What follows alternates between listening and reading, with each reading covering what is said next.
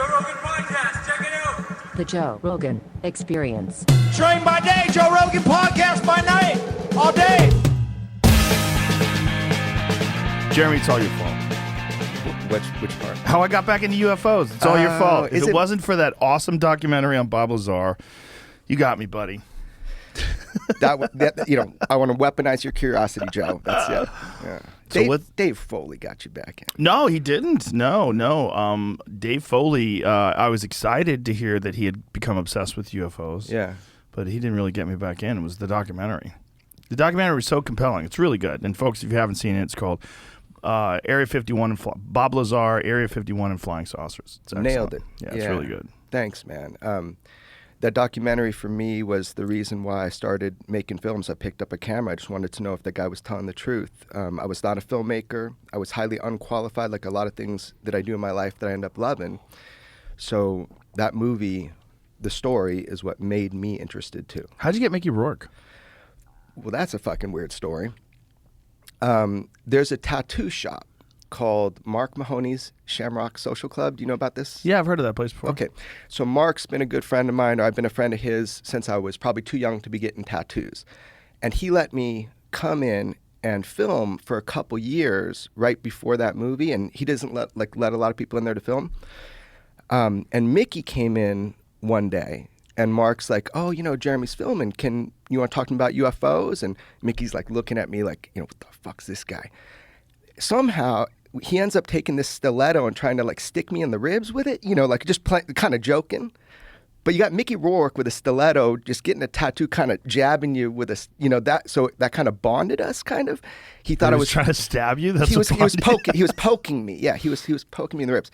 So that was my introduction to Mickey. But he's got this voice that's like a fucking Tibetan monk, like gravelly, and I know because I had to take his audio and listen to it, and it's so bizarre. And I thought, who better to do this like controversial story than the controversial Mickey fucking Rourke just talking poetry, through the film. So he was kind of that voice of our curiosity in the film. So that's how I got him. But basically, I just sent an offer, and he never responded. So I went back to the tattoo shop randomly one day to see Mark. In walks Mickey, and I made a joke. It was like, oh, you just like to poke me with a stiletto, but you don't take my movie offer seriously. And he goes, what offer? And I'm like, I need a narrator. Like in the next 7 days, I have to deliver the film. And he goes, I never got the offer. The next fucking day, he came in, because I know Mark was telling him, oh, help the kid out, He came in and he fucking recorded with me. He saved my ass, man. Otherwise, they'd have to hear my voice in the movie because I didn't have anybody. Well, your voice would have been fine, but it was cool to have his voice. Thank you. I love that shit, man. People say his mouth sounds like he's got marbles in it. I fucking love it. That guy's lived a weird life, Yeah, but I think people like that sometimes are misunderstood. Like I've seen this like incredible side of him in that he's like a gentle person, Is he fascinated with UFOs? He told me his UFO experience. And he had a UFO experience? He did, and he let me record it with him. And I think like anybody, he's interested in this topic. I think once you see something that you can't explain, it gets worse, you get a little more frustrated about it. Because, you want to learn, what did I just see? So I think he, like most of us, are interested in it. Yeah. Well, let's just get into it because there's been a lot going on lately. There's obviously there's been a shit ton of sightings, and there's been a lot of discussion with high-level people about what these things are, what they aren't. What's the latest and greatest in UFO information? Right. The world, in my opinion, has really changed since we started talking about this. So our history is, you asked me to come in with Bob. We did that. Okay, the idea that there's craft, that maybe our government has some and been reverse engineering them. And then came in with Fravor, and we talked about his personal military encounter. And then our history goes to, then George Knapp is here, who's like the godfather of the history of this. Bam. After that episode, man, things started really going crazy. And this is where our Senate and Senate Intelligence Committee and our Congress and our Senate was like, we want a preliminary report. We now know that there were these UFO programs, OSAP and ATIP. We want a report. And remember, that was like pending, that was looming, a report's coming. Yeah. So George and I made a little plan to poke the bear. You know, we're like, what can we put out that is like good, solid evidence that shows we need to talk about this? So that's when we took the opportunity to make those drops, right? And those drops were 9 pieces of visual evidence that were filmed by our military. So if people were watching along that time, you'd see that in a series of a month, I think, we released images from an FA-18 out the window where they're saying they're seeing these things every day, photographs from an iPhone. I obtained and released video that was confirmed by the Pentagon in a rare move the next day on some of these drops, that these are real unidentifieds, that they're being studied, and they were filmed by our military. They could have just denied it forever. So we like poked the bear. We drop them. Boom, boom, boom. Let's see what the And world... how you dropping them on Twitter? You dropping them on Instagram? Like you doing it everywhere? How you doing just it? Social media, just start Instagram, Twitter, like that. It democratizes this idea of information flow. I don't know everything that I'm putting out. I vetted and verified it, but then to have the Pentagon come in and confirm that. Now they did that because I made sure they had it a few days before I dropped it. So it's like there was record that I provided it to them. Got it. So these people know you because of your documentary and because of your appearances on the podcast. And so these military guys with this information, they reach out to you. Yeah. So that's even before my first documentary. You know, I was talking with Fravor. I got a tip. I had been on this beat. I've been trying to find out more. So people would start to come to me. And then after those relationships have obviously been public, where people bring me stuff, it's happening more and more. And a lot of more disinfo coming my way as well. People try to trick me all the time. Like what kind of stuff have Just you gotten? give me fake documents, give me fake photos, hope I run with a fake story. You know, do you think it's just jerker-offs? Just like, I don't know why I said that word that way. Jerker-offs. I had a hard time with it.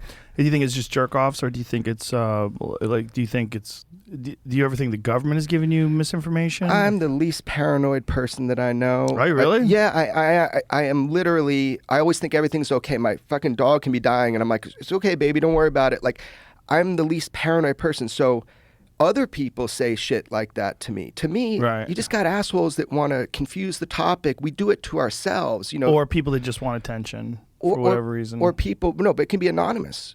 Some of this Right. fake stuff's anonymous. So you get this thing where it's like maybe someone just wants me to make a everybody would love for me to be wrong on Right. shit and make a misstep, and then they can discount everything else I've ever released. Has anything ever sent you something where you're like on the fence about? Where you're like, I don't know if this is legit or not? You know, I sit on stuff for years, vetting it and having other people vet it. Yeah, I've got tons of stuff, videos. For years, really? For years. George goes crazy. As a newsman, you want to put it out right now. And he goes, we can vet it right now, real quick. And he's right.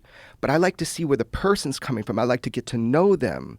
You know, so I like to see what their motivation is, whether the information's true or not. I don't want to be used. Yeah. So just to bring you kind of back up to date with, you know, we kind of went through the history of how we're talking about this. And thank you for giving attention to this topic.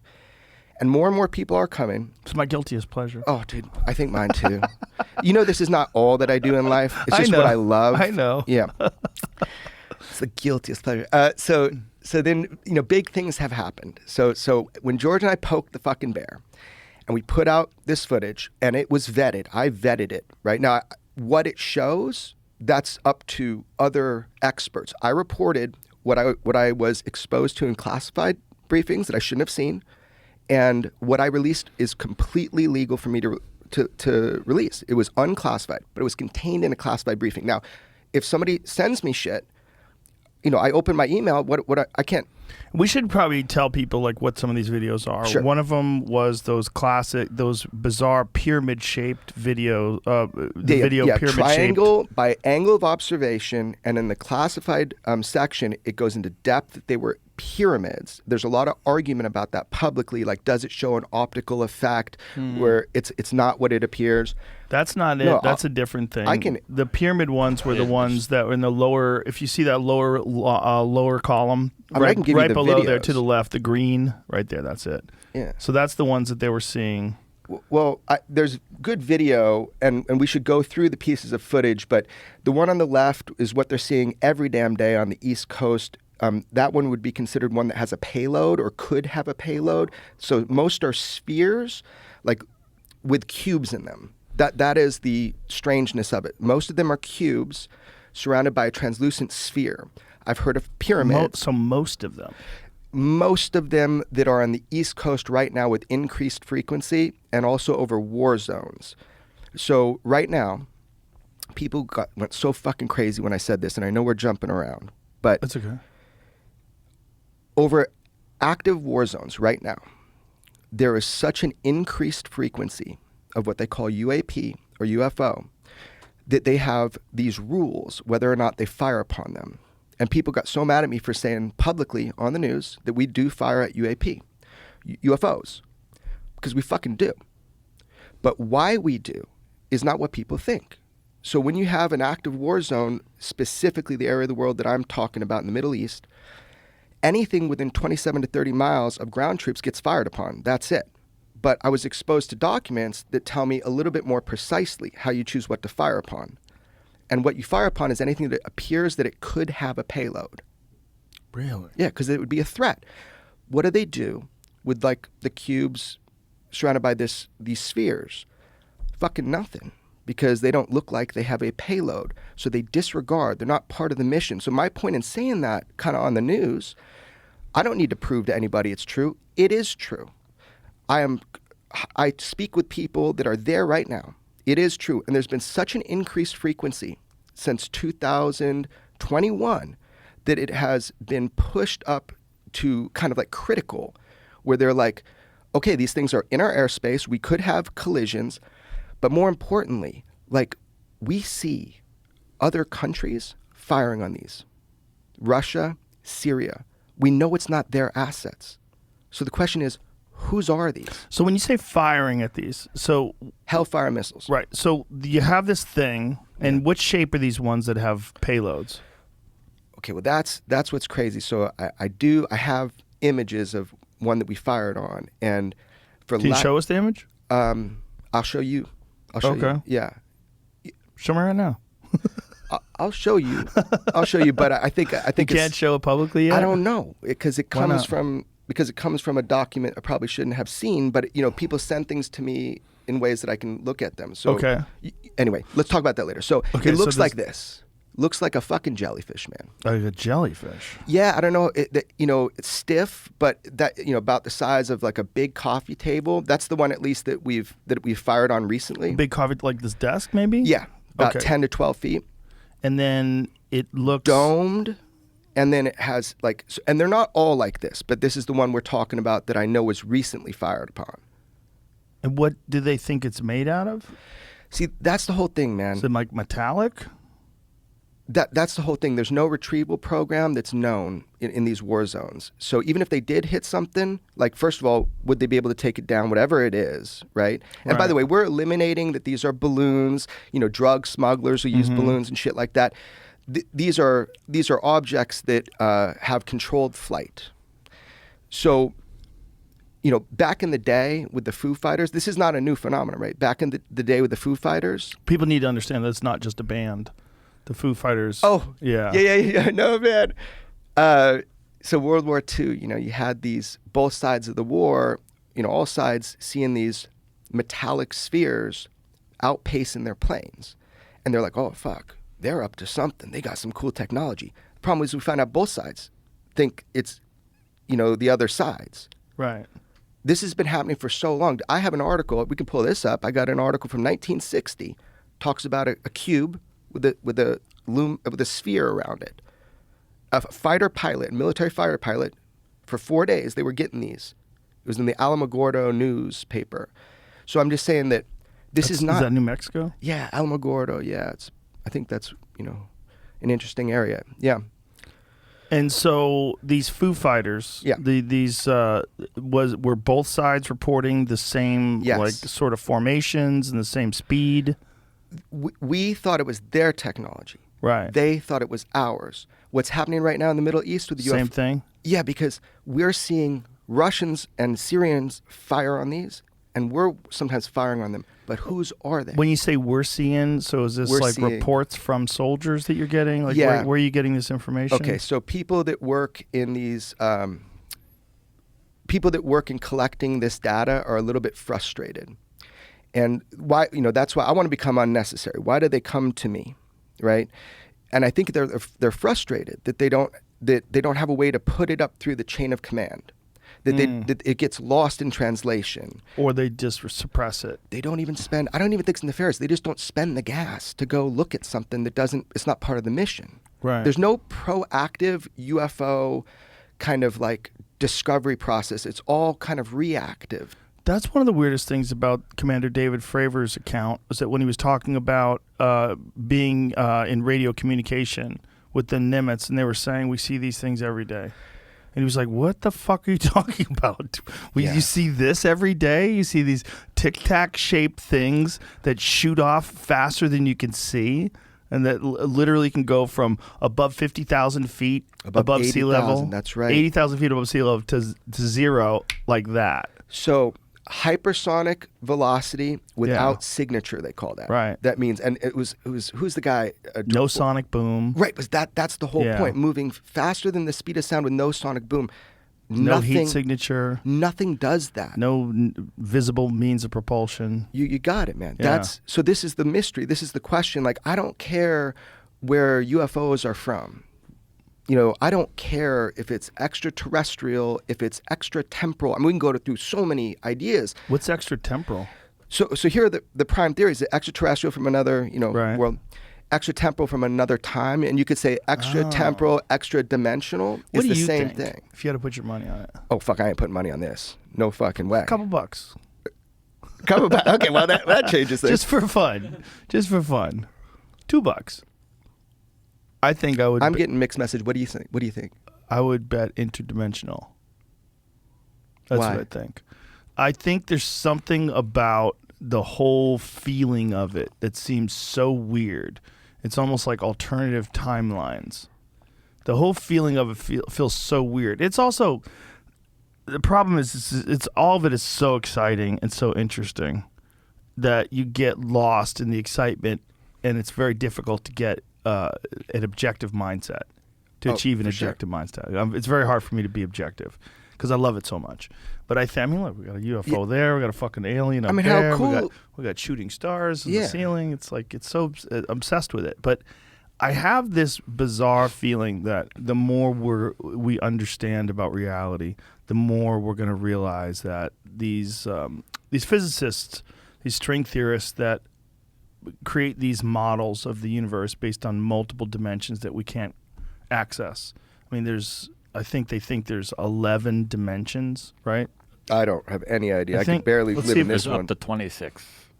There's It's up to 11 like 26? agreed upon, but I've read that it goes up to, there could be up to 26. I don't even know what that means. means. Right. What does that mean? I have no idea. Right. Does that mean that there are existences inside these dimensions, like other universes and worlds?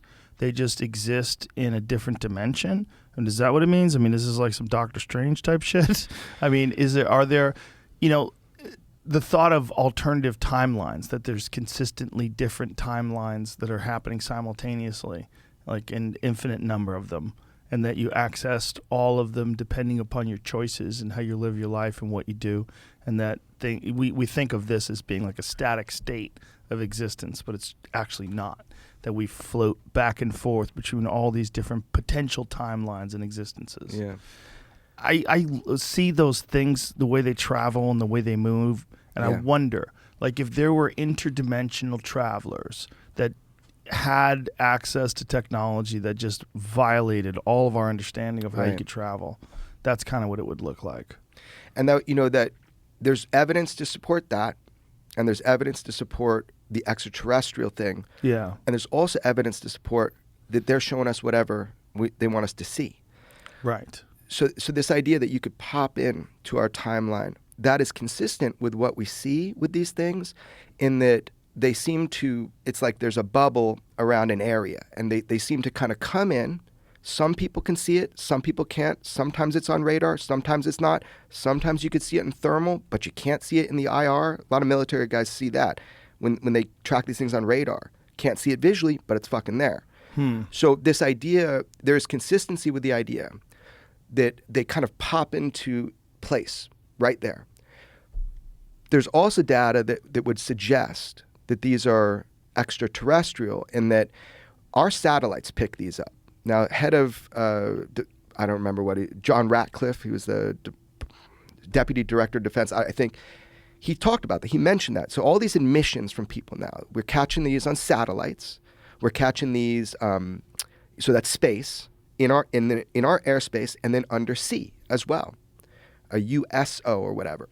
So when you say they're catching them underseas, how are they? Optically or through our sensor systems undersea, we're able to track them and sonar. Is there any video of a thing? Nothing public yet that I know of, but I am hyper aware of footage, sonar-based evidence undersea. If you noticed in the congressional hearings on UFOs, first time in 50 fucking years, by the way, when they brought that up, the undersea thing, they said close session. Couldn't say it fast enough. Like, we're not going to talk about that public session. Really? Yeah, because we have great fucking sensors under the ocean. So defense sensors. You think that there's something that can, what is it called, a transmedium device? That's right, transmedium, man. We talked about that years ago. Yep. And so this is something that could fly through space and it also can go through the ocean. All domain. So if this thing is manipulating, like what Bob Lazar described was something that essentially bent space and time around it moved in that manner. Instead of being pushed by a force like a rocket, this thing or roller skates. Yeah. This thing is grabbing a hold of space and time and pulling itself towards whatever destination it wants to go to. Yeah, and that was the thing that really flipped my script, is the idea of, like, when I heard him say that when I was a kid, instead of pushing to get somewhere.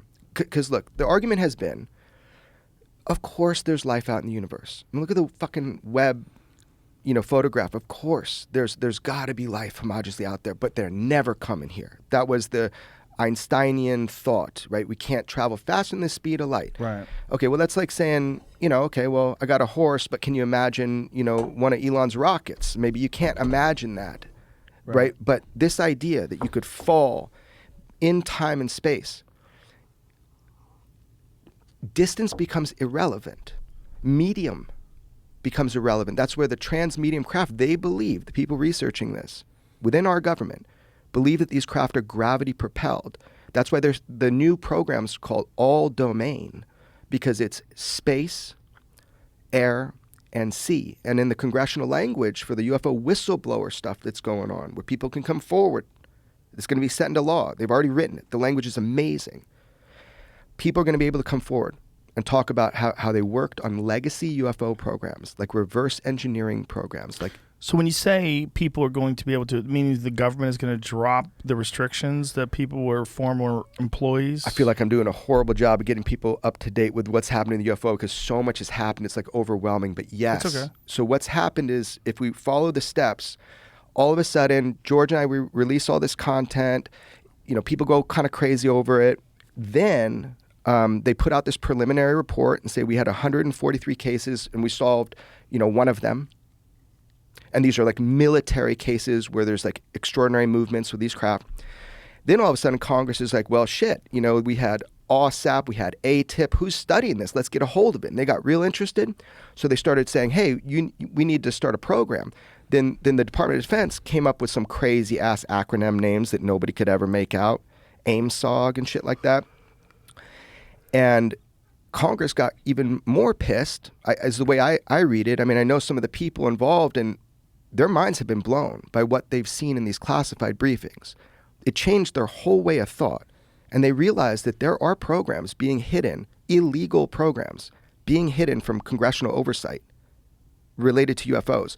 So their language now, it wasn't created in a void. When you read in the National Defense Authorization Act for 2023, UAP, it is UFO whistleblower language. If you've ever signed an NDA relating to one of these illegal programs without oversight dealing with UFOs, not only can you come forward, but they have changed it so that if there's any reprisal on you for coming forward, like let's say you work at Lockheed and you've been tinkering with some fucking UFO, and there's any reprisal on you, you have ways to like defend yourself. Like they took away the cap of $300,000 of what, you know, has to be awarded to you if there's reprisal. Holy shit. All of a sudden, and I know why, because I know some of the people involved in this, they're going to let people, they're demanding that if you have this information, you can ignore your NDAs. And I know people. So let's get into this. Yeah. So what is happening here? Yeah. So is it Congress does not have access to the information because the Pentagon has deals with these military contractors and they don't want to release the information to Congress? Like why is there this dispute of information? Do they not have access to information that they want to have access to? For sure. So that's why they're calling upon these people that have NDAs to come forward and that they'll protect them? I think it's a perfect storm, and I'm just going to, this is just, you know, I'm not part of Congress and shit, so I'm going to make an assumption from people I've talked with, right? I think what's happening here is the world has kind of become aware that UFOs are not fantasy, that there is a technological aspect, and that they fly within our skies with impunity. And I think that this was stigmatized before, and I think we're talking about it now. And I think having that conversation has really made people say, hey, I want to fucking find out if it's true. Mm-hmm. And then when you read classified briefings and you see the data, even the preliminary shit, I think it changes your worldview. So what's happening is, let's say Lockheed, because Senator Harry Reid has said in his interviews with George publicly, I heard for decades that they had, you know, craft at Lockheed. And he goes, I asked Senator Harry Reid, I asked to get in there and to see it. And he goes, they wouldn't give me the clearance. So he just straight said it. They wouldn't give him the clearance. So that kind of thing infuriates people, right? Now, imagine this. Imagine that you get people take action against you for talking about this stuff, like Lou Elizondo. You know, people, you know, Lou's a straight guy, straightforward. You know, I've gotten to know him. There were actions taken against him. You know, kind of like what Lazar said happened to him, right? But this is like much more like public. They're saying he never worked in these programs. Harry Reid had to go defend him in a letter, right? There's other people that are not public that also have had their careers try to be squashed because they're poking around on this stuff too much, right? They have gone internally to say, this has happened to me. Here's what I discovered. These are the programs. And then what's occurred is the investigatory branches that are looking into this, they're like, holy shit, this is real? And we don't have oversight? And it's been proven to them. So when you say the data, when they look at the data, like what's the most compelling data? Yeah, I always want that question answered too. You mean for me or? Well, for you first, and then what do you think about for like the people that are questioning this? It's so hard to live in a world now where you have to question everybody and everything. Because for me, the most compelling evidence, it's not one video I can show you. It's not two videos I can show you. It's not documents I can show you. It's not the conversations I have with people. The world is creaking under the stress and the weight of the UFO reality. It's just omnipresent now. We're no longer just ignoring it. And our sensors have gotten better. And the frequency has increased. So you've got pilots like Ryan Graves, who's saying, we were seeing these things every day. Who's Ryan Graves? Ryan Graves is an amazing pilot, like Fravor, but his was in 2015, so the gimbal video where it shows the saucer-type craft. That was his squadron, and they'd go out, and they'd see these things every day. And he was a flight safety guy, right? So he was like looking at this thinking, this is an issue. If they almost hit one once. One of these cubes with a translucent sphere. So this is a safety of flight issue for a lot of people, right? I think it's, from a national defense standpoint, it's fucking important, right?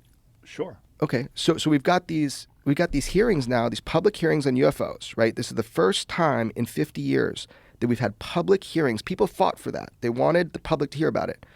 They weren't getting testimony from like Fravor and all them, although they should. That's the next step. They need to have people with direct experiences come up and let them talk. Let them tell what their realities were. Get rid of these NDAs for them. Yeah. But in that hearing, the closer we get, George keeps saying this, and I just keep saying he's like a pessimist, but he's right. This is all fun and games until we get close to it.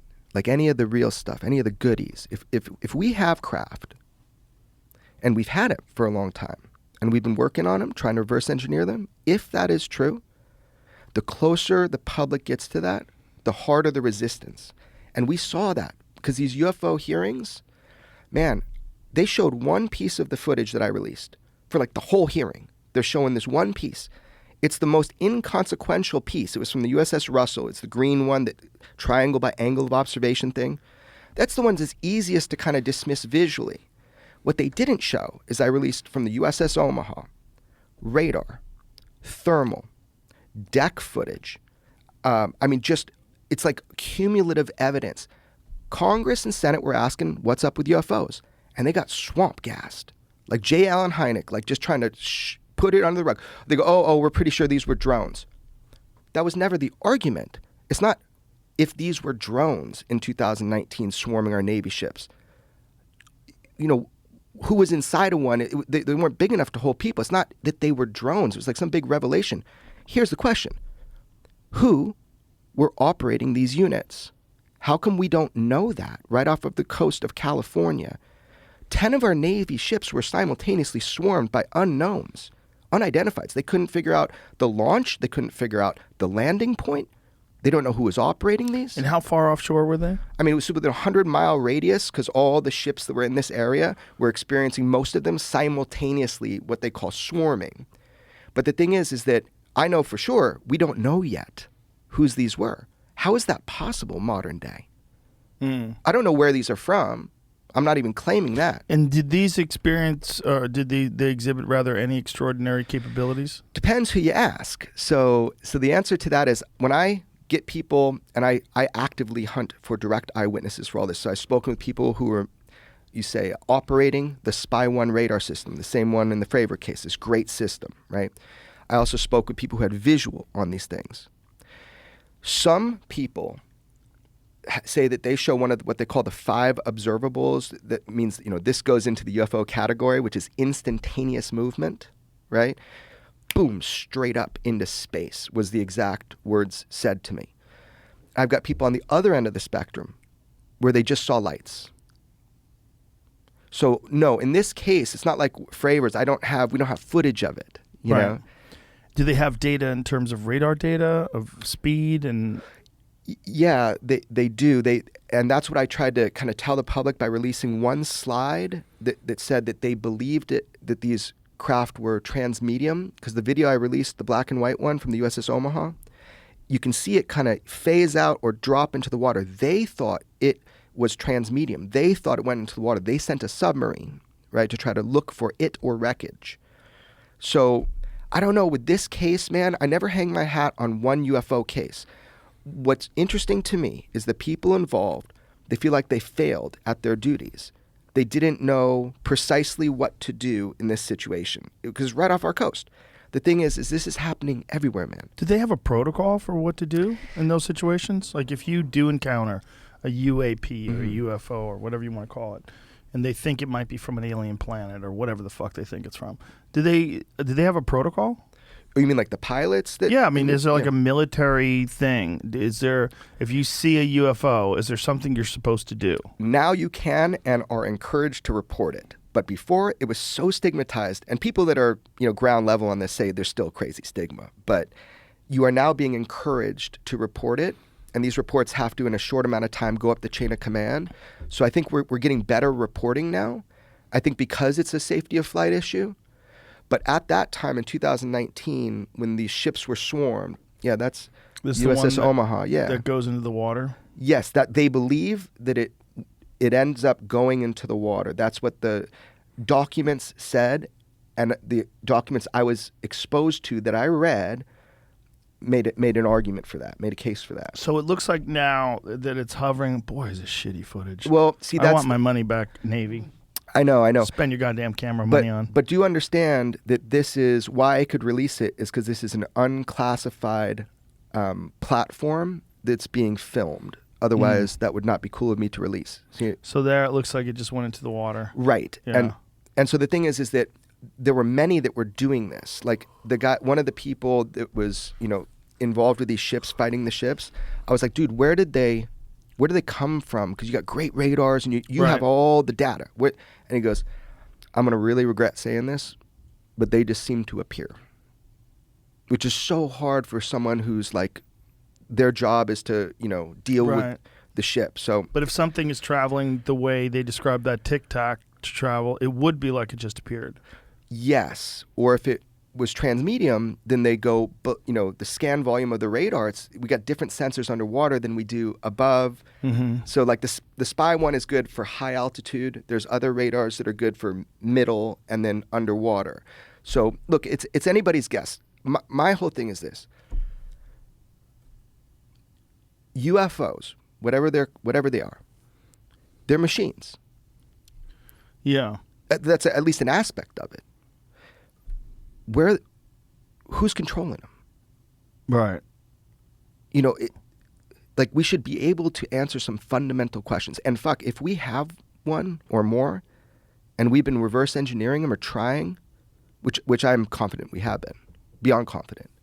Because of what you have spoken to Bob about. No, not just Bob, man. My everything. All the people that come to me that I talk with, reports I've seen. Just I know it annoys the fuck out of people. Just my cumulative personal experience tells me, oh yeah, we fucking definitely have them. Not just Bob. So where do you think they got these UFOs from? Yeah. If we do have something and we've been working on back engineering it, where do you think they got them from? Yeah, I get different answers, man, from different people.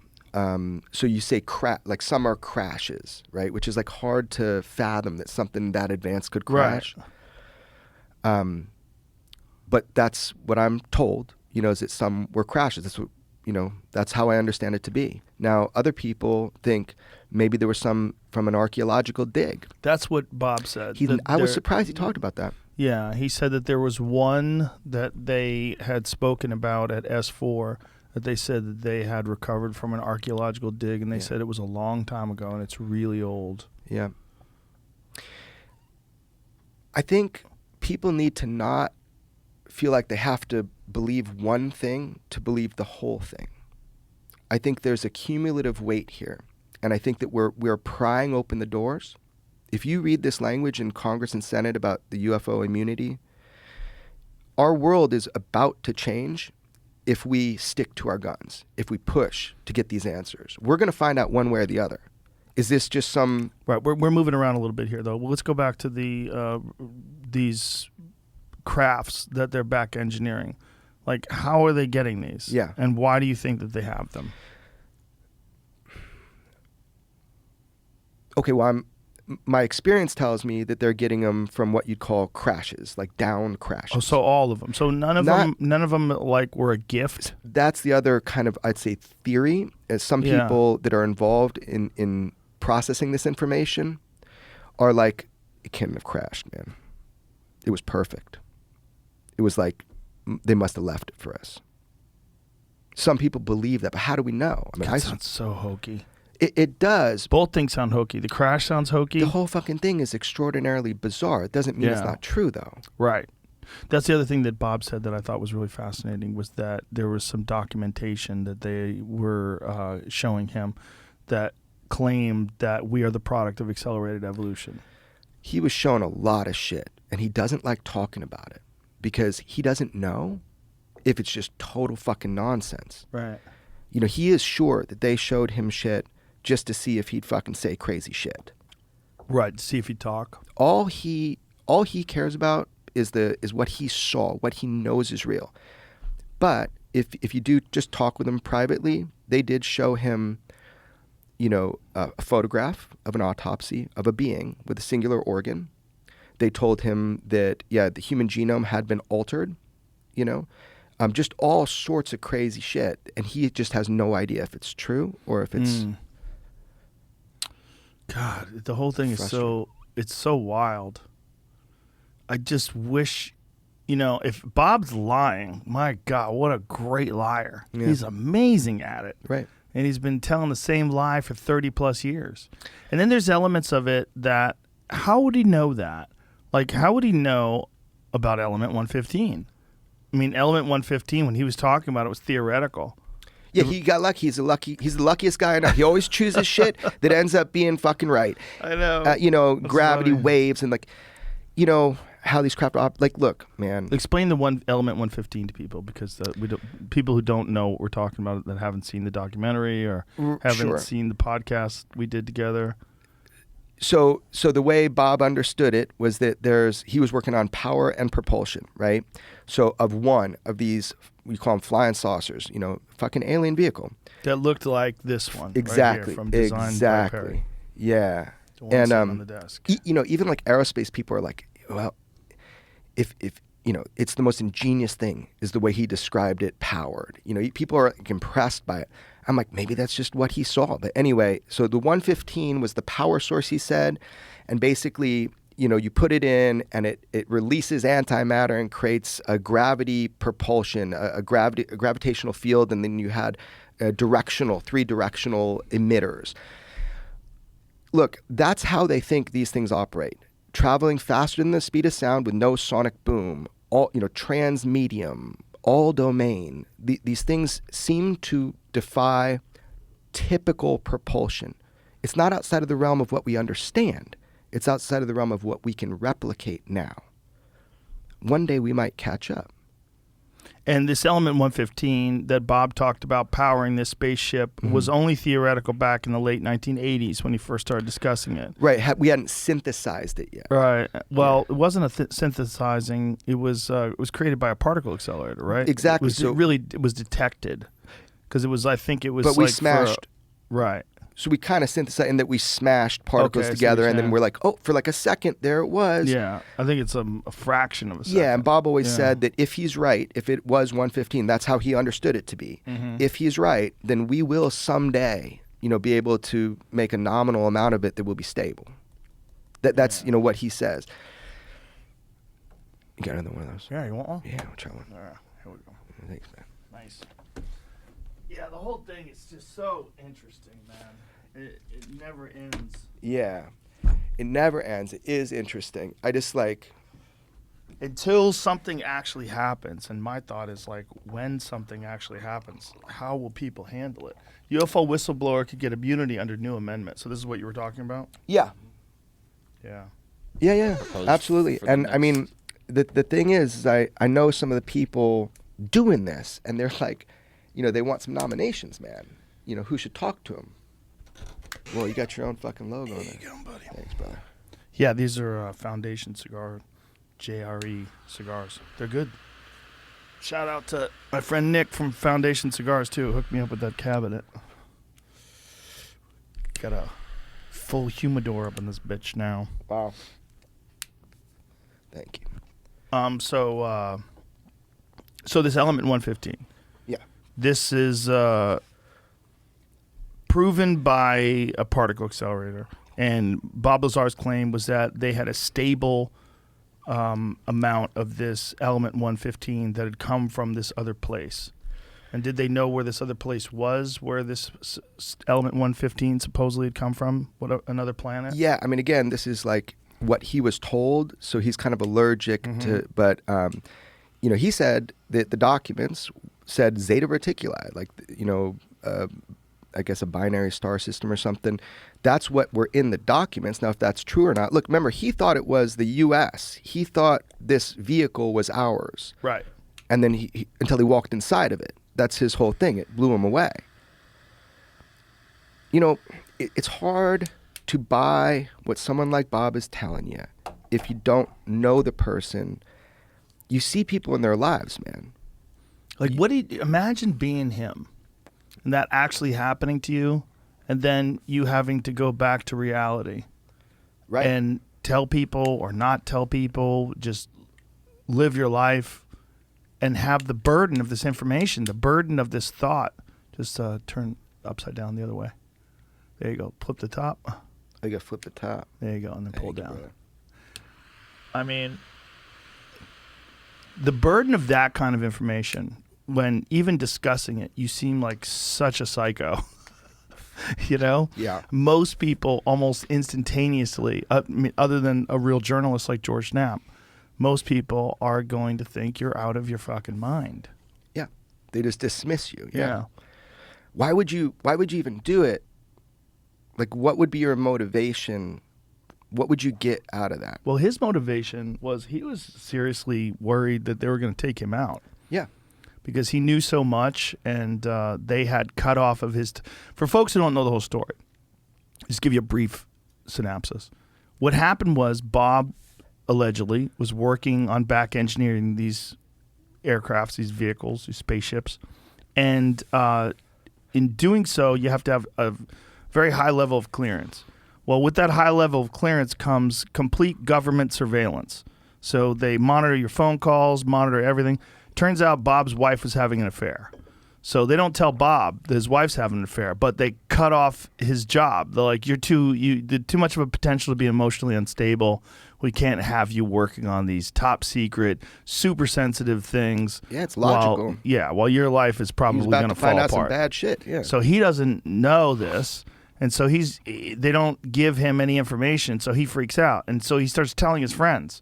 And he's like, come with me. I'll show you the launch. I'm not lying. People forget that. Yes. He went out and he showed people a craft that didn't look like any normal craft come up right when he said it would. Yeah. Over a base that wasn't even known then really well. And a sub-base, an area, not Area 51 proper. He's the luckiest motherfucker in the world. He did it 3 weekends in a row till he got caught. Right. So it's just like, man, every time you try to call bullshit on him, I tried so hard on so many things, motherfucker. People think I'm just some fucking believer. I'm not, bro. The only thing that people have ever called bullshit on him is that he said he might have seen an actual alien. But he said he was walking down a hallway and looked through one of those little tiny windows that's in a door, those little tiny, like 12-inch square windows. And he peered in it quickly as he was walking by, and it seemed like there was a small thing that was sitting on a chair, and there's people standing over it. But he doesn't know if it was a doll. He doesn't know if it was... And so in his mind, he's like, fuck, did I see an alien? Like, what the fuck? But he can't go back. It's not... Like, everything's... If you work on top secret stuff, apparently, everything's very compartmentalized. Like, the people that work on metallurgy don't have access to the people that work on propulsion, that don't have access to the people that, if there is a biological entity, that they examine it. Which frustrated the fuck out of him, right? Because he said that's not how you do science. It's not how you do science. Right. You have to collaborate. He says, I wasn't the most qualified person to be there. Maybe Right. they hired me because they could easily dismiss me. He's like, why didn't we have better people on this? People that were more... So he was really frustrated. And he said to me, like, he thought it was a crime against the scientific community. If they have this stuff, like he says, he says it was a crime. And, he talks about that thing through the window. He's so funny about it. I sat him down for long, many sessions, really trying to get it out of him. Yeah. He goes, Jeremy, I think they were just obsessed with measurements. I go, what do you mean? And he's like, well, look, there was something in a chair, but it was small. Maybe they were trying to just measure it to see if it would fit in a craft. So that's how he kind of gets around, like, did he see something or not? He doesn't know. Like, it could have been a doll that they That's constructed that was roughly the same height as these things were. He just doesn't want to go there, right? And so these creatures that were in this vehicle, if there were creatures in this vehicle... There were 3 seats. Yeah, and he estimated they had to be how big? Your typical, like, what you think of as like a little gray alien, man. 3-4 feet. Right. He said they looked like they were made for children. The seats. Yeah, and so, look, and every time I try to be like, dismiss Bob myself, there's something that creeps in my mind. I'm like, hold on. Like, I find out that he was telling the truth. Like, recently, I had it verified that, he did work at Area 51. Like, I know I had a guy, I found the guy after 30 years that he wouldn't talk with George, the guy that did his security clearance. Mm-hmm. I found him. I talked to him multiple times about this, and he did clearance for Bob for the test site. But even more recently, from people that have position to access that information, it was confirmed. I just want you to know, he worked out there. Now, I have people that were out there that saw him on a Janet flight. Bob worked out there. And a Janet flight is those unmarked planes that would leave from the Vegas airport and head into Area 51. That's right. And so here's the deal, man. Like, it's the cumulative evidence about Bob that I, as a friend of his, like, I have no reason to doubt him. And all the evidence tells me that it happened exactly like he said. And he's explaining it to the best of his ability. And to his own detriment, actually, before coming on your show, man, he's probably the most hated dude. For some reason, people go crazy about him. They either love him or hate him. Well, I think your documentary turned a lot of people's opinions about him as well. Thank you, brother. But then having him on, I mean, some people still call bullshit. They think like his migraines were convenient. Oh, come on. That, you saw But he that. was having them. Are He you was kidding having me? him in the green room before we started going on. He was very nervous about doing it. Of course, man. He'd been beat up his whole life about this shit. Also, I gave him McDonald's before. And I think his wife was super pissed at me. And I was like, you give him a salad. No, he gets really like crushing migraines. But, people that are going to call bullshit on that, we're talking about fucking UFOs. If you're going to call bullshit on a migraine, what are you even listening for? I didn't feel like it was bullshit. It wasn't I felt bullshit. like the whole thing was, it was uncomfortable for him for sure. But it didn't seem like he was lying. But, look, there's some people that are really good at liars. But usually when you're really good at lying, you lie about a lot of stuff. Yeah, that's the thing. There's a consistency Yeah. in people's lives. And the deeper I got in, chilling with his mom, chilling with his family, chilling with friends that have known him forever, new friends, every single person. And he doesn't talk to him about UFOs, by the way. Like all that. He never talks about that. Just normal life situations. Right. The one thing they all said to me, Bob wouldn't waste his fucking time with making up a story, and he'd probably make up a better one. That in the rest, he would. And Bob Right. always says that. He goes, "Man, I wish I could fill the voids for people." He goes, "It's a horrible fucking story, but it happens to be what happened." Right. If I was making one up, he goes, "Man, I got some other cool ideas." Like, you know what I mean? Right, of course. And also, it's like if you're a liar, you generally lie a lot. Like liars don't just lie one time That's in their right. life, and then you catch them. They're inconsistent. Like he was lying long before there was an internet. He was telling the story long before there was an internet. So if he was lying, like in the late '80s, like there would be inconsistencies in his story. Like he would forget how he said it. He would fuck something up, or Dude, for the research I did for the documentary, like I told him, you got to give me full access to your life, dude. Like boxes, whatever. Don't open them. Let me get all your tapes, everything. I was so shocked. Like people, if they're trying to hide something, they're real careful around you. You know, just that was not my experience. But here's my other thing: is like, do we have to believe any one single person to understand that this is? no. Yeah, this is a real phenomenon. No, but he's one of the more interesting cases because if he's telling the truth, that means that the government has been working on these things for decades and decades, and that they have gotten themselves in this pickle where they can't publicly disclose what they know and what they have access to because they've had all these people work on these things secretly, and they sort of have a long history of hiding information. Right. Now think about this, right? Like I've been down this path myself mentally. I happen to know that I happen to trust that there was a reverse engineering project separate from Lazar and everything he told us, right? It's a separate thing from a Russian UFO crash that dealt with laser weaponry. There was a derivative exploitation project on the laser as a weapon. I know somebody that worked in that program. I feel it to be a true story. Imagine the derivative technologies that you could get from something like highly advanced, just working on it. You're not going to be able to make a UFO because the material science, we haven't caught up yet how to perfectly layer atoms to make the Metallurgy. yeah. We will one day have that ability. But our material science is what I think holds us up from like making a craft, right?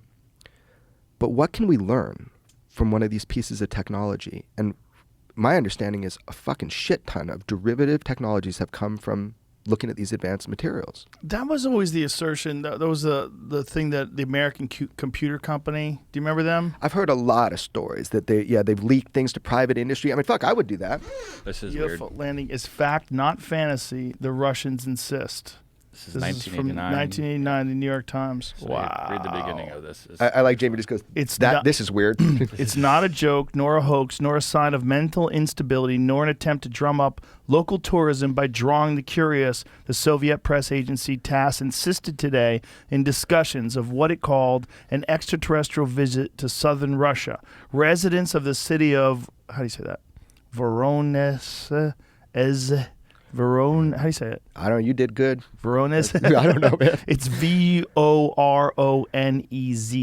Good There luck you with go. that. Good Insisted today that lanky, three-eyed extraterrestrial creatures had indeed landed in a local park and gone for a stroll, and that a seemingly fantastic report about the event carried Monday by the official press agency TASS was absolutely true.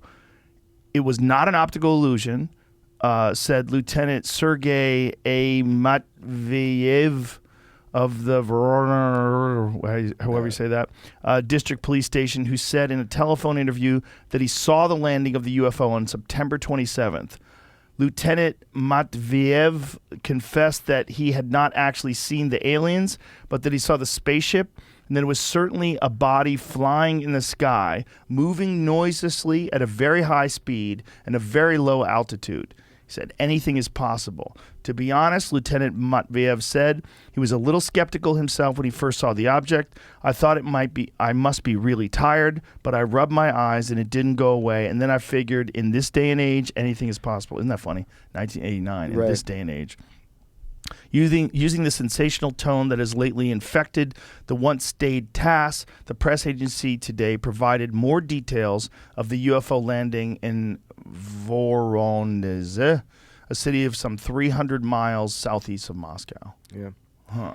I mean, it stands to reason that we know that there are machines, right? We know they can do things that we're incapable of creating right now. Like, there's got to be somebody controlling them. Look at this statement. A What? three-eyed creature about 9 feet tall and fashionably dressed in silvery overalls and bronze boots with a disc on its chest disappeared, then landed and came out for a promenade with a companion and a robot. The aliens seemed to communicate with each other, producing the mysterious appearance of a shiny triangle, and activated the robot with a touch. Huh. It's so hard, you know. You're dealing with like people. I saw this, like who Yeah, I fucking- deal with a lot of the human aspect of this, Yeah, you know, like yeah. talking to people about it. You actually said something to me one time that really struck me about this. I called you, or we were talking on the phone, and I was frustrated, and I said, I can't wrap my head around, if this is true, why there's so much contact, why there's so many types of crafts. Like, we could go map the moon, you know, with like one satellite in like 2 weeks if we decided to do it. And you said to me, maybe it's fucking easy to get here. You said that to me, and it made me think, if maybe it is just easy to get here, whatever these things are, maybe they're not from far away. Well, or maybe it doesn't matter if they're from far away, because their ability to transcend space Right. is very different than what we understand. Like, if you talk to someone from the 1400s and said, you know, I live in California, but I want to visit Italy, they'd be like, Yeah, right. how the fuck are you going to visit Italy? Yeah. You going to get in a boat for a month? Like, what are you going to do? How much food do you have? You going to get scurvy? Right. Like, what are you doing? But today, you're like, oh, yeah, of course you are. You're like, I'm going to go to Hawaii. Of course you are. You don't have to worry about rowing out there for 4 months. No, you're just going to go. You're going to fly. Me and the family, we're going to go to Maui. It's going to be great. It's like our version of travel is so radically different than people that lived 500 years ago, 1,000 years ago. What is it like 1,000 years from now? Well, it might be radically different to the point where you can just visit extraterrestrial planets. Maybe it would be as simple as just the tourism. I make that joke. They like our top hats, kimonos, and cupcakes. They just fucking like coming here. We're really cool to watch. You know, Yeah. maybe. It could be that it's a part of scientific inquiry. It could be they're gardeners. They're coming back to see how their crops are growing. Right. Or maybe it's a combination. If it's easy for one Yeah. group, maybe it's easy for a lot. Yeah.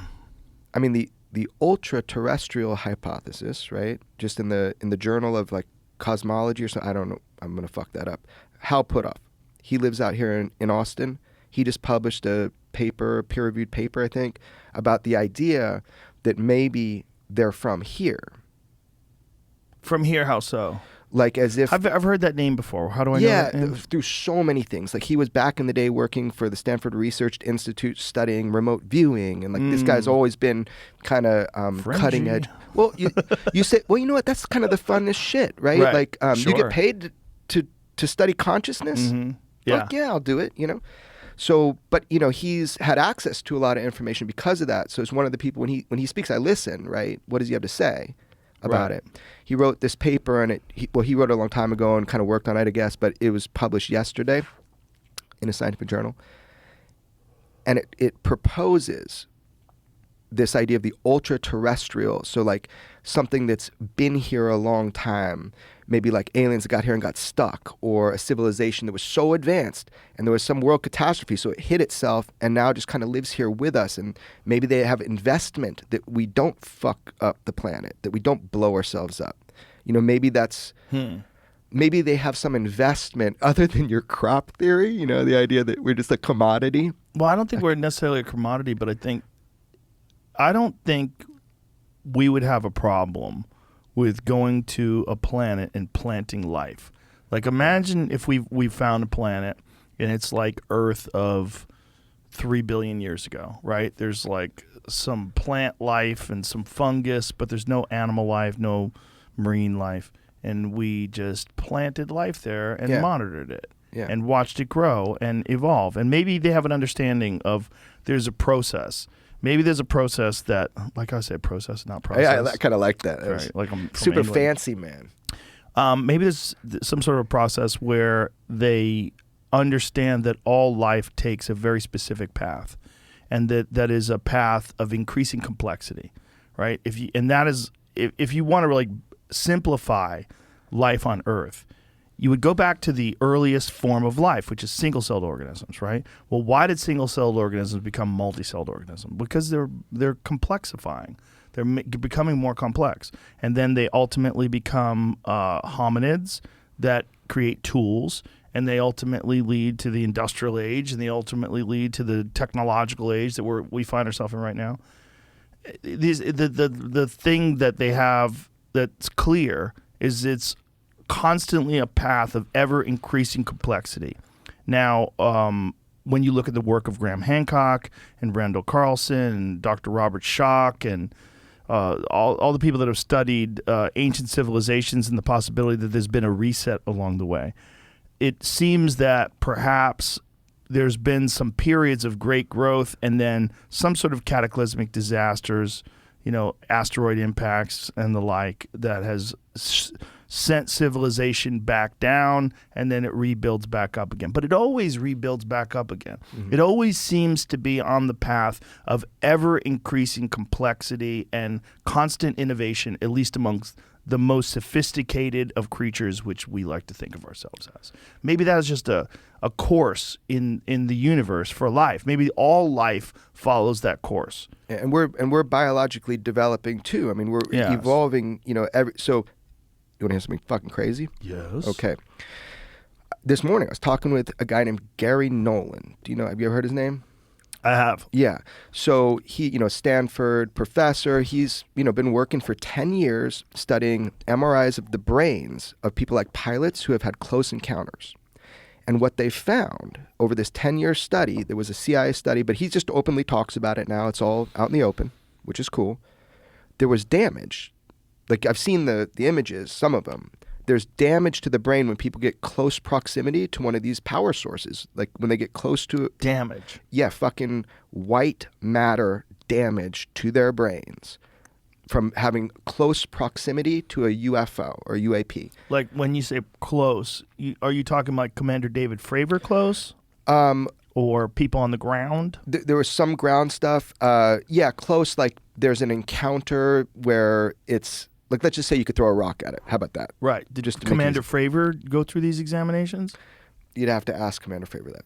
So basically, this study found conclusively that there is damage that occurred, not intentionally, but it's like radiation type damage. Can I propose something? Sure. Maybe these people that have been examined, maybe the damage is what caused them to see these things in the first place. Okay, let me. Now we're going to get real fucking weird, because check out what they discovered. They discovered in doing these studies on damaged brains, that there is a part of the brain that in a lot of these UFO encounter people, their neurodensity in that area of brain is like 1 in 100. And they've found out through this study that that part of the brain, that it deals with intuition, impulse decision making.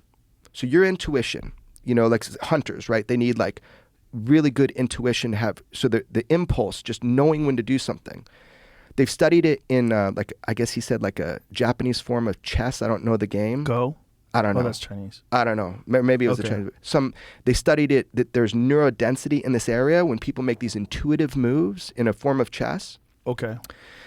They found out that these people are way more likely to have a UFO encounter. So it's the opposite of what you said. The damage was caused by the close proximity to the propulsion system. But what they found out is that these neural density area, I forget the name of the brain, the part, they call it the brain within the brain. You could probably look it up. It's just, now, even weirder than that, I think Gary should tell you this, but even weirder than that, they found that couples are partnering who have these neurodense areas like more than would be random. So they're attracted to each other. Yeah, man. Well, that makes sense though, if they're just intelligent. Sure, people. like a smart Or- person. yeah. Okay. I don't know exactly what it does, but that correlation is so interesting. So Gary was saying this morning, cool breakfast conversation, that he thinks having that neurodense area about intuition allows them to see something that's there that other people's minds would just make them ignore. That's his theory. Well, What's interesting, I'm reading an interview with him about this, and as he was saying everything, I'm kind of reading along. They get to this part where the brain scans look very similar to people that had the Havana syndrome, and so Oh, they yeah. were comparing people to Whoa. that. And then he says he got locked out of the files because it's now a serious incident and something else. Yeah, he said there was a lot of crossover where people that were, because it's an intelligence community thing and military thing, and he said he saw a lot of patients with let's read this because this is pretty fascinating. It said, there's the question asked him, did the people who claimed they'd had an encounter, especially the pilots, describe any perceivable decrease in neurological capacity? Said, of the 100 or so patients that we looked into, about a quarter of them died from their injuries. The majority of these patients had symptomology that's basically identical to what's now called Havana syndrome. We think amongst the bucket list of cases, we had the first Havana syndrome patients. Once this turned into a national security problem with the Havana syndrome, I was locked out of the access to the files because it's now a serious potential international incident if they ever figure out who's been doing it. That still left individuals who had seen UAPs. They didn't have Havana syndrome. They had a smorgasbord of other symptoms. And it said, the next question is, how does the impact of electromagnetic frequencies factor into your hypothesis of what exactly transpired here? One of the patients, it happened on Skinwalker Ranch. Given how deep into their brain given how deep into their brain the damage went, we can actually estimate the amount of energy required in the electromagnetic waves someone aimed at them. We don't think that has anything to do with UAPs. We think that that's some sort of state actor, and again related to Havana syndrome somehow. So Havana syndrome was dismissed initially, right? And then they're recognizing that no, something is really going on, and it might be some sort of microwave or targeted attack on people, that they're experimenting on some new ability to disable people. Yeah, it's all Department of Defense people. Yeah. I mean, it's obvious something But is they happening. don't know. Well, at least if they do know, it's not public. Yeah. Right. I have no information. I have no idea. It's one of those crazy things. So what they do, like what we do know about UFOs, the one fucking thing we know for sure about UFOs is that they're high energy in a small amount of space. This is classically, it's been documented, the radiation effects of these when they're around. So the injuries people get, you've heard like the sunburns on one side of their face and shit. the radiation, the hair falling So out. that's like from Close Encounters of the Third Kind. But that's like from life. But they've actually really had that sunburn on one That's side how of the they thing? made. That's how they made the movie so interesting. Was that they took all the cases, the trace cases, the physical cases. That shit happens to people, and sometimes when they have close proximity to a UFO, they get fucked up. Right. It's unintentional, is what people think. It's like the propulsion system itself or something. Well, Travis Walker. Walton, yeah. Travis Walton, rather. That was his story, that they brought him aboard the UFO to repair him. Yeah. I wonder if that's the way he likes to look at it, or if that's what happened. I don't know. Wonder, did they ever do a study on his brain? I don't know. They should, right? I mean, if that guy's telling the truth, or maybe it would be repaired because they took him aboard the craft and supposedly did some medical procedure to him. I mean, look, we should study this stuff. I think that's the big takeaway of this moment in our history, because we're repeating history. The UFOs have had this huge wave before, and Congress was interested 50 years ago. Multi-nations were studying it openly.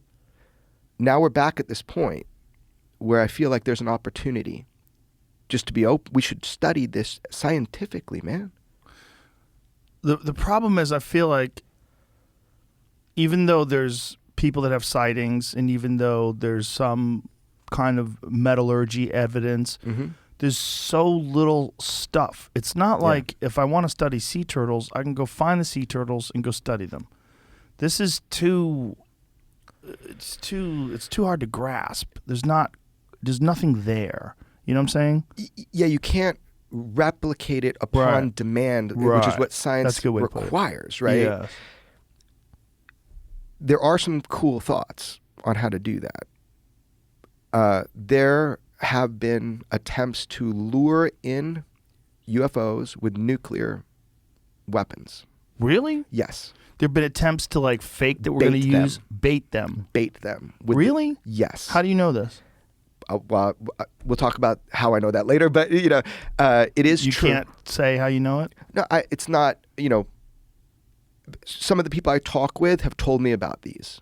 Right. So people I trust that are in a position to know. And have they told you can't talk about this? Yeah, or like you can't the divulge basic, your sources? Yeah, there we go. The basics is 14 out of 14 times or something. I might be getting that number wrong.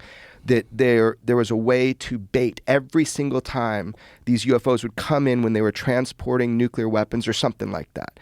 Now, if that information is true, then you would have a method. You would have a way to study this, right? See, I think we're reinventing the wheel so much. Like Avi Loeb at Harvard, and NASA just. I think this is true. NASA just announced they're going to repurpose their satellites to look for UFOs. I think that's a real article, Jamie. If you can find that, repurpose their satellites. That's my to look word, for repurpose. UFOs. But yeah, NASA made an announcement that they're going to kind of repurpose their satellites. Look at that. To look for. Is that NASA correct? wants to turn satellites into alien hunters. There we go. That's just from a couple weeks ago. Cool. Wow. It's Click not, on my that. memory's been so bad. No, it's nice you're dead on, yeah. brother. Look at that. Yeah. NASA is looking to repurpose satellites. You said it perfectly. Okay. This is fucking crazy. Asked why the space agency is embarking on such a seemingly fringe subject, it said one of its remits is to look for life outside of Earth. Fascinating. Okay, so last month, the U.S. Space Agency announced it was launching an 8-month inquiry into investigate hundreds of unexplained UFO sightings. The inquiry is being held by Dr. Thomas. What's with all these names? Zurbuchen? How do you say that? What do you think?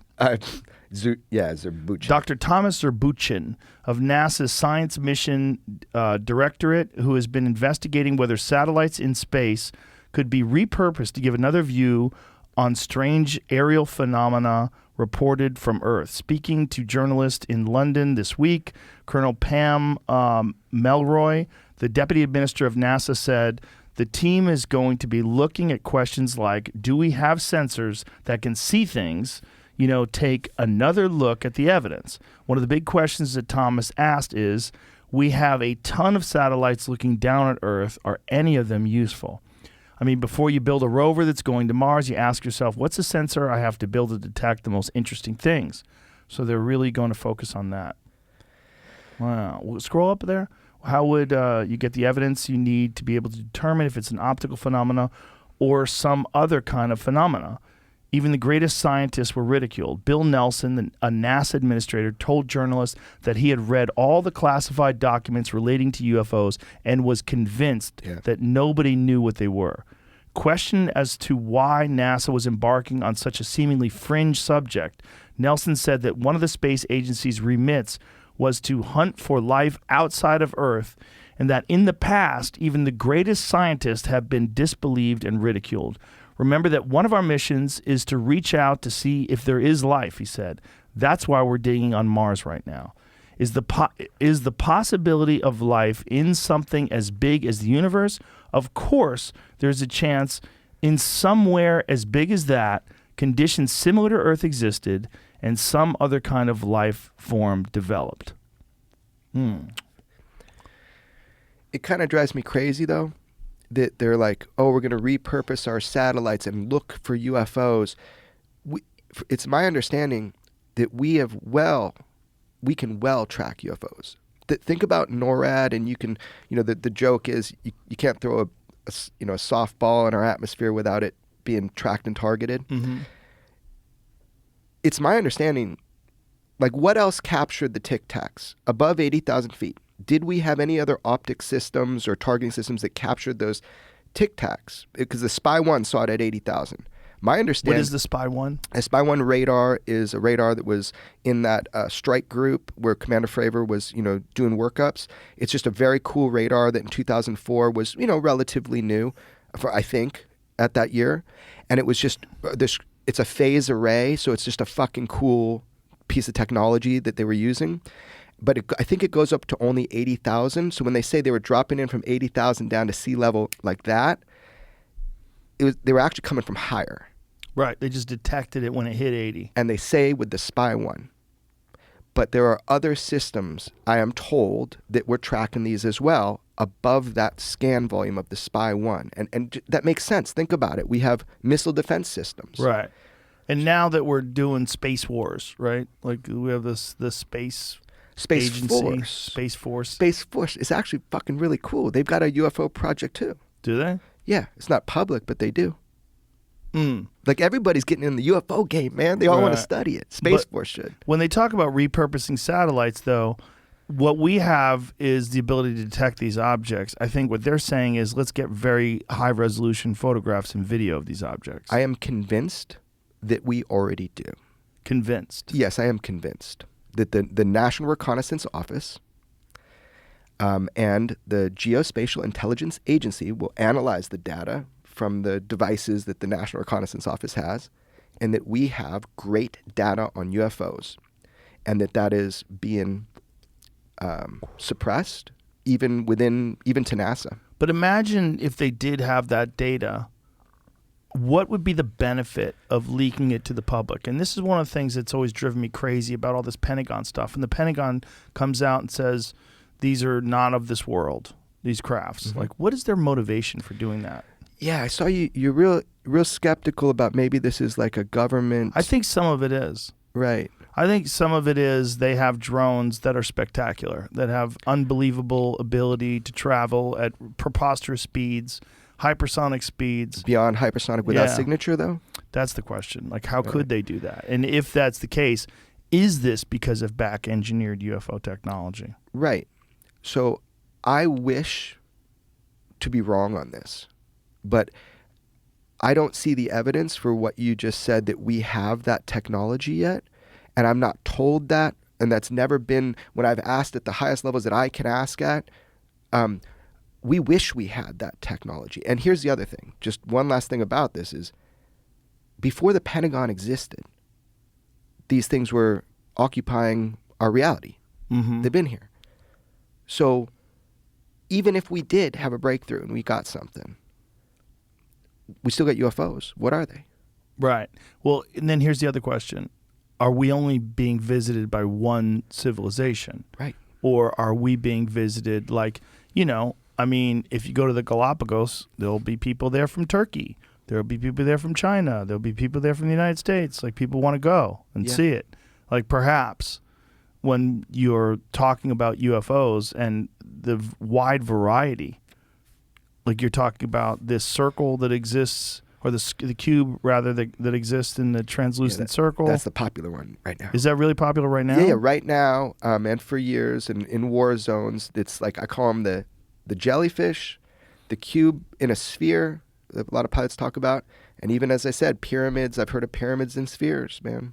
Right, and then there's a video of those seemingly pyramid-like and things. big ones too. Yeah, big ones. Like how big? What I have seen imagery of supposedly really fucking big ones, and they look pretty fucking big. So No, when you said you've seen, have they sent it to you, or they just allow you to look at it? people that I know have allowed me to see these images, and I can't have them, and they look impressive. I'm not a photo expert. What's the most impressive shit that you could show us right now Just like on the that exists screen. out there?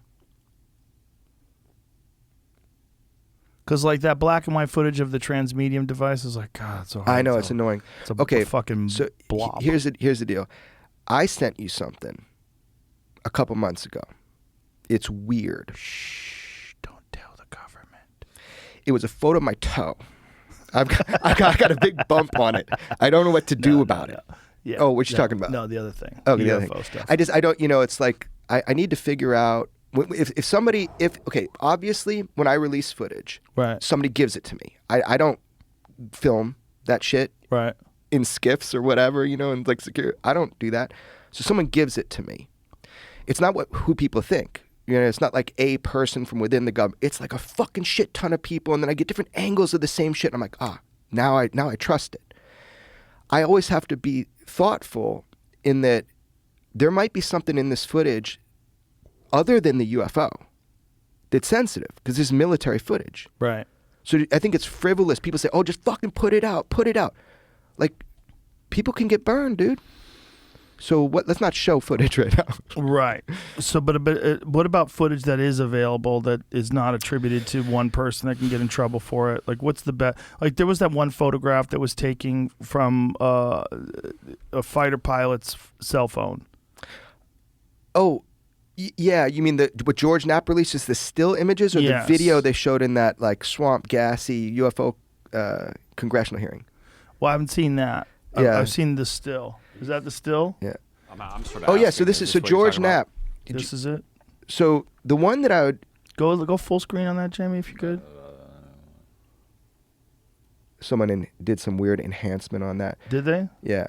So some people say though that's a balloon, right? Right, a Mylar balloon. Yeah. So some people say like some of the stuff that's out, fighter pilots, will take a photo of. There's two more George released. One was like just a sphere, and then the other was that weird blimpy fucking thing right there. It looks like it has a payload. That's the one, the far right? Yeah. So that's this. Jamie's over the sphere right now, right? Okay. Now, is that one that's a sphere with a square inside of it? I don't know specifically. This is 2015. Those are a cloud. But that's the thing, though. So they're trying. They're going like 500 miles an hour, 300. I don't know how fast they're going, trying to photograph something out a window. But here's the deal: it's not just somebody saying it anymore. The radar systems, the new ASA like radar systems, are picking these up. So, you know how you just used to have somebody says, "I saw something." Right. Now you have people that say, "I saw something." There's multiple witnesses. They're on a collective radar system and on their personal radar system. And these things are under intelligent control, and they're oftentimes maneuvering in ways that are incredible, but also their duration to sit out there, 100 miles offshore. Like, whose are these magical devices that like do this? So it's like one photo. I'm so over photos. I'm so over videos, because it's like, it's never good. They're getting better maybe. But is it because the distance they are, how far away they are, and the kind of equipment they're using to monitor these things in jets, that they don't, all they have is cell phones, and all they have is... That's what they can do. That's their personal device. So they can photograph outside the cockpit, but how fast are they flying, man? Right. And by the way, Ryan Graves, this other pilot, he says sometimes we'd have him right there on radar, but we couldn't see him with our eyes. Other times they wouldn't be on radar, and bam, these two went right, and this fucking cube in the sphere went right between two jets. That's when they got, oh, this is serious. Like, we're going to have a collision. So sometimes you get them on radar, and you don't see them, and other times you see them, but they're not on radar. It's crazy, man. They call that like low observability, the ability to. That's one of the 5 things that you look at for UFOs. Low observability, right? This idea that it can cloak a signature, so you can see something in thermal, but not in the night vision. You know, they call it. So there's 5 things that should be said. These are the things people look for in UFOs. See if I get it right. So one is anti-gravity, right? This idea of no control or flight, normal flight systems. Right. So like normally a cube is not an aerodynamic thing, but it has intelligent control. Okay. The second thing is instantaneous velocity. You've heard of people going, you know, these things going 90 degrees at like 10,000 miles an hour. And we do have tracks of that. We have, you know, recorded tracks of that kind of movements. We know these things exist. The third one is hypersonic capability without signature. So like we talked about. The fourth one is the ability to, I guess you'd say, cloak, or the ability to have, I don't know the exact words they used, but to not be seen, right? Right. And then the last one is transmedium capability, which is to penetrate space, air, and sea without any inertial effect. And you get these with UFO reports over and over and over. Silent, no displacement of the air or the water. So those are the 5 things that you look at to say, is this a good case? And the real ones, those are always repeated. Those are the things, man. So those things are the 5 observables. And so the idea is that they're doing something to avoid detection purposely. Yeah, that's an aspect of them. Sometimes. Right, because sometimes it's like they want to be seen. Like some of the calls I get, they'll be like, okay, there's one guy, I think it's to find it. There's a dude, and he's at a secure facility, right? And he sees over the power structure of this facility, a government facility.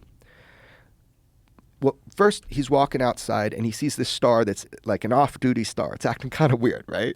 So he's walking to his car, and next thing he knows, it almost appears like it flashes, and then bam, about 100 feet from him, over this power source, is what he described as 2 plates mashed together and this gold glow. This he'd never seen this color gold before. Like it was just beautiful, right? Totally fucking silent, big. Like the tallness of it was like 2 F-150s. Is that a car, like a big car? 2 of those stacked up nose to nose is the height, about 3-4 times the width. And this is a dude who thinks, if I'm not wrapped so tight, I'm going to lose my position. Right. But he knows there's cameras. So he watches this thing for 10 minutes. And the second he goes to grab his phone and pull it up, gone. Just straight up gone. So he's like, am I fucking crazy? He goes, they got cameras here. So dude walks into the the entrance of the building where they got the guard shack, but it's inside. Hey man, I think I saw an animal out there against the fence. I saw some movement, can you pull that up, Sure enough, he pulls up the footage. It doesn't look exactly like his eyes were seeing, but you can tell it's a fucking big ass machine hovering over. What's the variation between what he saw with his own eyes and what he's seeing in video? It's so hard for people to describe UFO things because they've never seen anything like it. So I dug into that. It was color footage. So it wasn't gold. It wasn't that color gold. And the shape wasn't as defined as what he saw. So he saw exactly 2 plates, no seam, just perfect, silent, making this tiny little wobble. When you say 2 plates, you're essentially talking about that shape. Yes, yeah, right. Except that has more of a top to it, the one that Lazar, this was totally symmetrical. Okay. So the camera picked up the basic shape of it, but there was a distortion to it a little bit visually. But he says, by the eye, It was this beautiful gold that there's no comparison to any color that he says he's seen. And I've heard this so many times. And the light didn't like shine off the ground or the apparatus below it, the energy apparatus, like it normally would. Like almost like the light was a little contained in itself. Right, like so it was diffused lighting, so it wasn't lighting up the ground. It wasn't just diffused. People describe this to me all the time, and they don't have words for it. So how can I have words for it? But it's like, yeah, a contained light. And the other thing he said was that there was something to it that made him feel like this light was somehow intelligent. And he goes, I know that sounds fucking weird, but it was like the light itself had some intelligence to it. It's just so bizarre. So the guy thinks he's, whatever. He's at that thing. Sure enough, there's a huge fucking thing hovering over. Doesn't look exactly like it, but it was there. The response of the guard was to run outside. Is it still there? And he goes, I don't think so. Runs outside. It's not there. Comes back, says, we're deleting this. We never saw it. So this is the guard's call? I guess, yeah, because he it just fucked with him. The guard. Now here, I think I can get away with saying this, man. Turns out it would be illegal to delete it, right? So the guard's got to wait something like 30 days or 60 days for it to auto just delete itself. Mm-hmm. So that guard had to sit in there for at least a month thinking about the fact that there's footage here. I told my buddy, I was like, don't think for 1 second that guard didn't film that screen. How can you not? Right. How can you not? If you had to sit there for 30 days knowing that footage was there? But it drives me crazy. I wish I had that footage. And so that footage may or may not have been erased. As an optimist, I could not imagine someone sitting there for 30 days and not filming the But screen. even if you film the screen, you're just getting a second I know. generation. That's the problem with all this, right? Somebody's got good footage of it, maybe. Well, wasn't that one of the things that Christopher Mellon said, is that there is evidence that has been released that he's seen? Oh, yeah. That was much more clear, much better resolution. Totally. That's what's so frustrating. It's like, Yeah. how do we know that's true? You want to know something that's even more frustrating is, the gimbal footage that's become real popular. Looks like the Lazar thing, like 2 plates. There's 4 more minutes of that footage. There's a whole fleet of them. They look a little different than that object. But if the pilots, like Ryan Graves is good friends with the guy that actually filmed that. Uh-huh. And like that object actually moved back on itself. And there was a fleet of them. There was other objects around it. There's 4 more minutes of that footage. It's all classified. Fucking release it. Why wouldn't you show that? When Congress is asking for the best of the best, they just swamp gas you with 1 piece of footage I released? What the fuck? They should show that footage. Is there any explanation as to why they don't release the other 4 minutes when they've released the first part of the gimbal? Let's look at the gimbal footage, because this is pretty wild. I have been given no explanation for. I don't know. Do we know how fast they're estimating the gimbal footage is? I don't think it was going super fast. I think that you see a rotation. It did rotate, by the way. Right. And you're seeing, so the pilots are filming this at close range, or relatively close range, and you see this rotation. What you don't see is what happens next in the video, which is where it does this rotation and then instantly goes back the other way. Okay, so we're looking at this thing now. Now, what are those lines with the target reticle? What's those lines indicate? Is that the horizon? That looks like the horizon to me. Yeah, the lines right next to it was just the targeting system, right? This is at FLIR. But like you see the lines that go left and right, they look like 2 L's. Yeah, those that's lines. probably horizon, right? Okay, so this thing is shooting along, It's chilling. If you turn your head, it looks flat. and now it's turning. Yeah. It turns completely. Yep. It goes completely sideways. Yeah. UFO captured by Navy jets, declassified. And what this is? What kind of symbol? What kind of system? Look at that. That was East Coast 2015. It was called an at FLIR targeting pod, which is something tactical. I don't know. forward-looking infrared. So this is the this is the go fast. This is a different one, right? That's a different one. And how fast is this thing supposedly going? I don't know. See, people say it's not going fast. There's actually, been a bunch of studies that it's not going fast. And not going fast meaning like it's going 100 miles an hour? Like Don't what's know. it going? I have no idea, dude.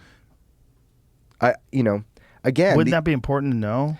Like how fast it's going? Yeah, I mean, for the people studying this that are scientists, I'd say yes. For me, it's not really. And the gimbal footage similarly is not going that far, not going that fast either? Yes, I don't think this is going super fast. So it's going fast like the type of speeds that our jets can go, or like, do you know that? Yeah, I mean, I believe that it is going at a normal pace, but that movement is what's so unique, man. And the pilots are freaking out. They're like, there's a whole fleet of them. And the duration of these, like they would sit out there, and they do sit out there for these huge durations of time, like just the energy consumption it takes to do that. Right, because like a fighter jet runs out of gas in a fairly short amount of time. Yeah, man. Like, what do they have, like 30 minutes of fuel or something crazy? I don't know. Like And getting lift, you burn a bunch of fuel too. And so the duration of these has been a big topic of conversation, like how do they power? And also they're not aerodynamic. Right. Well, they are if they're flat, right? But when they go sideways, which is the way they're supposed to go when they're traveling very fast, right? Well, that's the crazy part if that's correct. If Bob Lazar was correct about that. Which is crazy because he talked about that in 1989, and then you see in this gimbal footage it doing exactly what he said it's doing. Yeah. Which is pretty fucking wild. Have you seen that footage of that dude? He had like a razor phone like back in like 2000 something, and he's like a carpenter. And he's like, I don't know where he was. I'm going to say it wrong, Brazil or something. And he just grabs this shitty ass razor phone, and there's this fucking, it looks like a disc that just goes, turns like its belly and shoots out the corner. Is that available online? Yeah, I think so. I got it on my phone. Okay. We'll send it to Jamie. Get it off your phone and send it to Jamie. What's interesting about that. I don't know if it's real. I just want to. Okay. Yeah, no, of course. We don't know any of this shit's real. No. Is this it? Yeah. Oh, yeah, yeah. Oh, okay. It's on your Twitter. Oh. There you go. Nice. Okay. Or Instagram. Yeah. So, this is this thing. Boy, again, looks like dog shit. Yeah, it's because it's a razor phone, in 2007 in Costa Rica. And so this dude's a carpenter. Right. So he's filming this thing, and it turns sideways. Yeah. It does the same thing. Yeah. It turns sideways and takes off. Yeah. So when you say that there's apparently 4 more minutes of footage, but that's classified, how do you know that that's the case? Well, I mean, people that are involved with filming it have said it publicly. So like Ryan Graves has asked that question online. Mm-hmm. Why wasn't Congress shown the 4 extra minutes of that footage? Like he thought it was kind of like disappointing too. Like these guys start talking about how much they like Star Trek. That's cool. Like Star Trek, my buddy, Right. I get that. But like, show them the goods. Mm-hmm. They want to know what's up. They've seen some of the classified stuff, and it was just like, are we gonna lose this opportunity? Are we gonna let this continue, where we just stigmatize the shit out of it, and we try to say nothing's going on here, move on? Is there a plausible explanation for why they classified the remaining 4 minutes of footage? I can't imagine a good reason. I think a lot of people, like Avril Haines, what is she, the National Defense Director, whatever? I don't know. I'm not sure. She said, overclassification is a problem, and it erodes public trust. So things just are automatically classified, not because they show a UFO or because they were filmed on mission. Mm-hmm. So I don't know. I'm with you, man. Like, let's ask for it. 4 minutes of the gimbal footage is missing. And apparently that 4 minutes shows multiple crafts? Yes. How many? I don't know. Maybe 4. It's in a V formation. So I've only talked to people that have seen it. I haven't been able to see it. But these are the pilots. Some of them were directly involved. And when you say seen it, you mean seen the footage. You don't mean seen the Fravor actual seen the vehicles. footage. Right. And what did Fravor say? He said, it was fucking cool. Whatever it is weird. I suspect we get footage of this stuff on a regular basis. And I suspect because of bureaucracy and because people don't want to deal with this shit and it's not an immediate threat, they just push it under. They just bury it. Yeah. But all of this goes away if we've been reverse engineering these things. It's the silver bullet. We can have this conversation, are UFOs real? They're not real. They're fucking real. The bigger question is, have we actually been working on something? If that gets revealed, if this UFO whistleblower thing works and the NDAs are just out the window, I have people that I can put forward, nominate them to go talk. I actually have nominated some people, unknown to the public. So this is all, it's so fascinating that you're this lightning rod for this shit just by virtue of the fact that you're one of the most prominent UFO documentary guys, that they're coming to you and wanting to discuss these things with you. I think I often have these I'm unqualified feeling moments of like when people call me to tell me this stuff, I'm like, why are you telling me? Why are you showing me this? It makes me uncomfortable. I said, why do you trust me? Right. And the answer is always like, well, other people trust you. And I'm like, okay, that's cool. So I guess it starts with like, you know. What's interesting too is like if you are a guy and you want to get out the information and you want to get it to someone who is going to leak it where people are going to follow them, you are that guy, right? Because you're accessible and you clearly have already done it before and you made the great documentary. Thanks, brother. And so they think that that's the best way to handle it, I guess, is to go through you. Yeah, but most people don't give me shit to make it public. They just want to tell somebody and they want to show somebody. So they want to tell you and show you just because you're so deep into it. Maybe they feel like they need to confide in someone. Yeah. Because it's so crazy. 100%. And they want to know. Maybe you can tell them, hey, there's more than one of these. This exactly. Is not, yeah. Exactly. I mean, I've, out of respect and responsibility, have seen a lot more than I've ever put out. My point is never to put shit out. We were poking the bear at that time. Me and George was just trying to get the conversation lit up, man. Because everybody always says, we wish, it's always like one source, especially civilian footage. It's one video, right? But with these military ones, I gave people thermal, radar, deck footage, and within a classified briefing, a slide that shows and reveals that they believe this thing to be transmedium. It was like the perfect military case because it showed all these pieces of evidence. So you can't say, oh, it's just a balloon, because I gave you deck footage that shows it lit up like a Christmas tree. So it had lights. You can't say it was just an optical illusion of thermal because you have the radar. Right. So all these things together create a compelling case that we should know what's fucking flying in our restricted airspace and is doing things that we can't do. We should know that, man. And how was this presented to Congress? And what was ultimately, what was their take on this when it was presented? In the public hearing or the private stuff? Either one. My understanding is the people that kind of have been read in on some of this in the classified briefings, that some of them, it completely fucking changed their lives. That the whole way they think about this stuff. For two reasons, I think. One is that what's extraordinary, that this technology even exists and we've kind of ignored it up till now. Whose is it? And then the second thing is that when someone's fucking lied to, and they feel like they should have oversight, like the Senate Intelligence Committee or whatever, they feel like they should have oversight, and they find out there are programs they don't have oversight about. Then you get like the Church Commission of 1975. Do you remember that? No. Dude, let's pull that up on Wikipedia. Pull up the Church Commission. It was amazing. They busted all the intelligence agencies for a whole bunch of shit, including MKUltra, testing drugs on civilians. This is a real thing.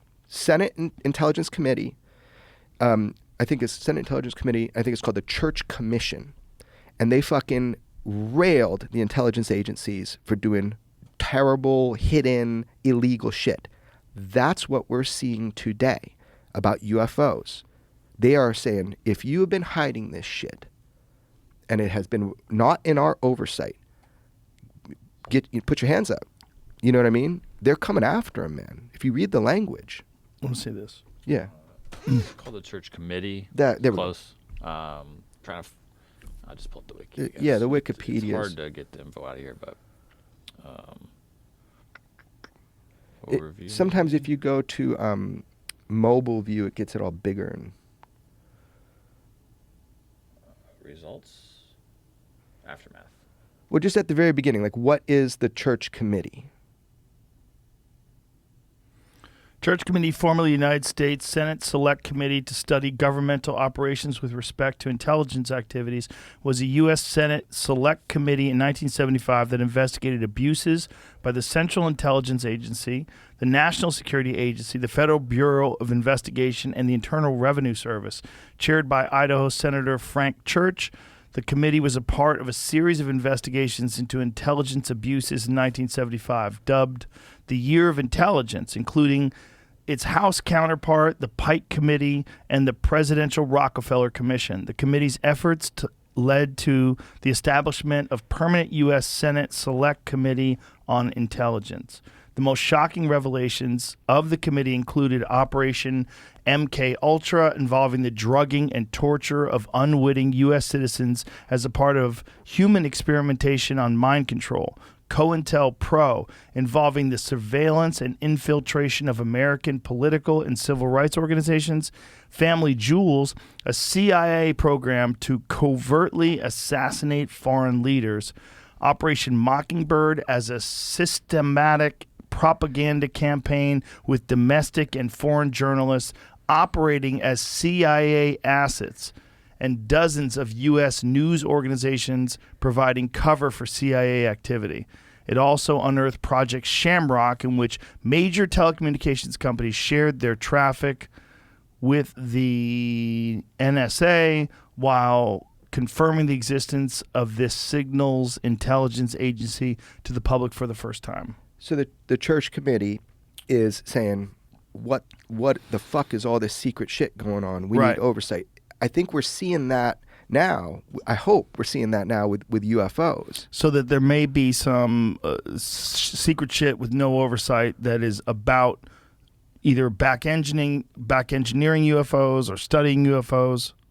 I am extremely confident in making that statement, that we have exploitation programs, which is just you got physical material and you've been working on it. And I'm extremely confident in saying that there has been ongoing durational studies in every branch of our military about UFOs that don't have oversight. And you know, look, maybe I'm wrong, but I think we're about to find out. As long as we keep pressing about this, I think we're going to find out, because they're hot and bothered about it right now. The Senate Intelligence Committee, Congress, Senate, they're really pushing to make it available that people can come forward and break their NDAs. But what about the repercussions that people might experience in their personal life if they did do something like that? Even if they break their NDAs, there's still going to be people that are furious at them, right? In their job? Yeah, whatever they do. I mean, Yeah, for sure. So they have a whole thing about reprisals. It doesn't mean everybody's going to come forward. They'll be scared shitless. Let's say you work at Lockheed on this shit. Your boss, you're never getting a security clearance again. right. You're basically kamikazing. That happened to Lou Elizondo, right? He comes out about UFOs and the whole thing, and I find him to be quite genuine about what he's doing, okay? I gotten to know him. Here's the deal, man. Verifiably, they tried to control his security clearance, his access. Verifiably. There were reprisals. So for his discussions. Yeah. Yeah. They said he never worked in the UFO programs. Well, that was bullshit. You know, and Harry Reid actually made sure everybody found out, you know, that he did work in those programs. Look, we've learned about OSAP, the original UFO program, the Mother Host program, right? George Knapp has really let us know a lot about that. And we know about ATIP. There are other programs that are not public yet, and I'm hoping they will be. And I really feel like we got a chance, man, to learn about these. Did you ever see the interview where Bill Clinton, I forget what show he's on. He's on one of the talk shows. And he talks about how when he was in office, he sent someone to go try to dig up information on UFOs. Webster Hubble. He sent a guy named Webster Hubble. Yeah. From the Hubble Space Telescope? No, I don't know. I think his name was Webster. Bill Clinton says sent agents to Area 51 to look for aliens. Well, that's a weird He's talking quote. to James Corden. That's hilarious, talking to that guy. That's a weird Yeah, I quote. think Reggie asked him. Reggie Watts. Oh, that that's was right. that was recent. That was recent. Reggie asked him. Yeah. But I mean, he's talked about it before. You know, at one point, the story goes that he wanted to get the information out. Yeah, but it seems like the president doesn't have nearly as much access to information as we'd like to think they do. Right. Probably because someone like Trump can become president. Right? You can get a loose cannon in there. Why would you give him all the data? He's only going to be there for 4 years or 8 years, right? Yeah. I heard he was briefed, but Trump was briefed? I heard he was, but he was given like the super simple version. Really? Yeah, because I Because they don't don't trust him. Totally. Yeah. And also, you know, he talked about it. He said, I wish I could talk. I can't talk. I can't tell you. I'd like to tell you. Yeah. Yeah. You have to imagine that someone like Bush Sr., who was head of CIA, and then his son had some high-level understanding of this as a national security issue, right? Yeah. The thing is, like, even if he does have that understanding, what do you do with it? Right. Like, what do you do if they come to you and they say, this is what we know? I mean, do you feel like you have this obligation to release it to the public? Because it's not going to change much. They're not going to have any control over it. At the worst case scenario is people go crazy. The best case scenario is it sort of prods these agencies to release more, and we get more transparency and we get more of an understanding of what's real and not real. And then perhaps more people will come forward with real stories. Is there anything in your mind that would... I always thought there's nothing that could be said that would make it worth not telling the basics. That was always Bob's thing. You don't got to go into the propulsion. Just tell them the basics, right? Is there anything in your mind of why you wouldn't tell the public the basics?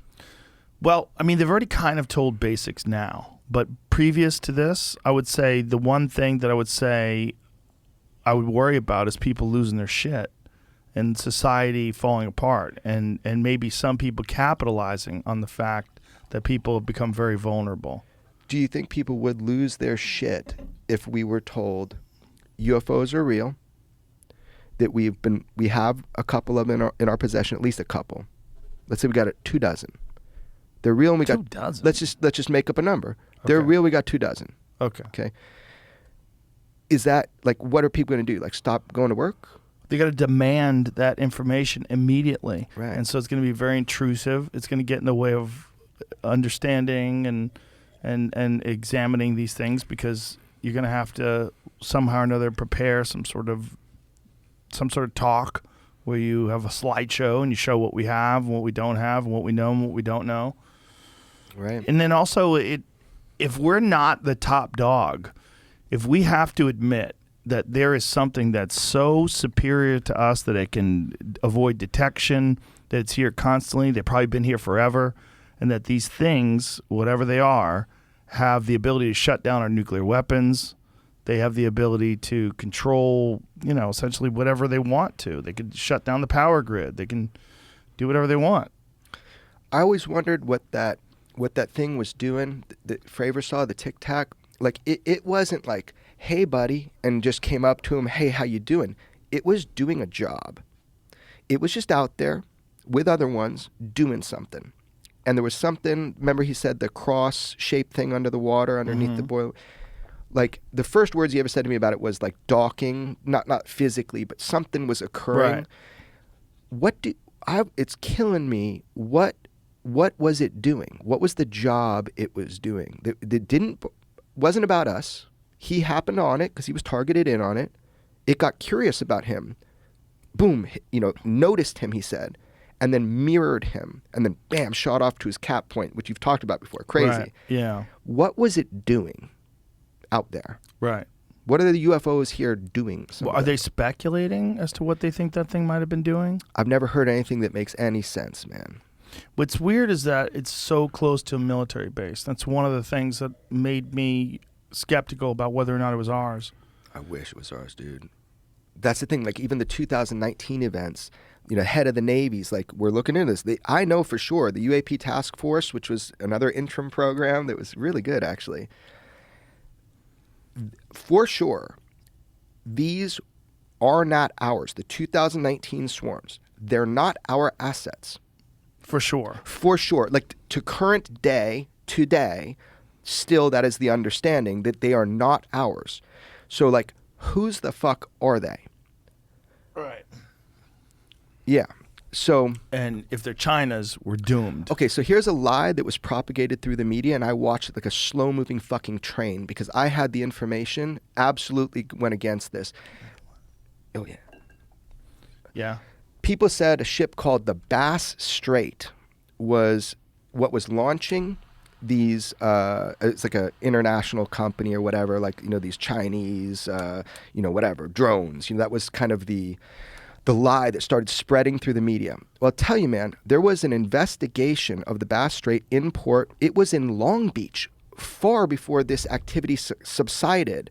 So this lie started being pushed through mainstream media that this was the source of these drones in 2019. It's like they're trying to just make it all go away. The UAPTF, our government, did an investigation on that ship while it was in port the day after. But I have talked to sailors who their job at the time of these swarms, I'll just say from the Paul Hamilton, is another ship that was involved, they were watching the Bass Strait to make sure they were not the origin of these launches and landings. But that lie has now been pushed. It's weird to me. It's weird people get away with that. I've been calling out the Bass Strait, on Twitter, whatever, being like, were you conducting espionage? Do you think it's weird, or you think it's normal for people to try to find some sort of rational terrestrial origin for these things? And then they just dismiss people like yourself that are heavily invested in the UFO being extraterrestrial. But I'm not. Right. You're not? No, I'm not, man. I am. Well, I don't know. I don't know. The full answer might be cooler than that. So Right. I'm not gonna put all my money on that. Well, I shouldn't say extraterrestrial. I should say not ours. Yeah, not operated by a non-human intelligence. Yes. That'd be cool. Non-human intelligence. Wouldn't that be cool? Yeah. Yeah. All of it's cool. But it's just such a weird aspect of current society that this has become a focal point of conversation. And this has become a focal point of investigations and articles being written and the Congress having hearings on it. I think I said this at the beginning, man. It's like the world is creaking under the weight of our collective UFO experience. I can feel it. It's like, I think there's an increase in frequency of these things. So that is for sure. There's an increase of frequency. Is it an increase in discovery, or is it an increase of discussion? So that was like one of my big questions. Is our technology just better at picking this up? Right. And are just people... Okay. So it is both. Our technology is better at picking them up, and there is a physical increase in frequency of these unidentifieds in areas they shouldn't be, from our operational standpoint. Mm.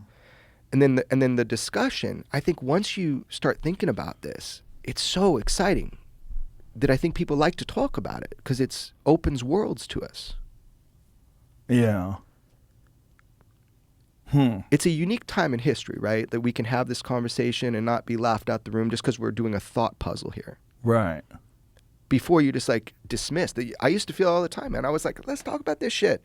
And people would just dismiss you. Well, people don't like looking ridiculous and foolish. Nobody And that's part of the problem with the UFO narrative, the UFO story, is that it makes people look ridiculous and foolish because it's so crazy. There's other crazier things, man. I think that, so that was like by design though, like there was the Robertson panel. So like there was this huge flyover of UFOs in 1952 of the White House in Washington, D.C., 2 weekends in a row. I mean, everybody, I think Time Magazine did something on it. It was fucking big, right? They said, oh no, we didn't send out any jets. Turns out they did. They couldn't catch these things. So 1952, huge flyover of D.C., they hold a press conference. And they're like, basically, we don't know what these are, but they don't seem to pose a national security threat. That was like the line, right? We don't know what these are, but they don't seem to pose a national security threat. So then they did this study. I think it was called the Robertson panel. I'm terrible with this shit, but I think it's called the Robertson panel. And they determined that the UFOs might not pose a national security threat, but public interest in them might. So their job was to demystify the UFO topic in public, make fun of it. Right. That's what Operation Blue Book did. Oh, they totally dismissed it.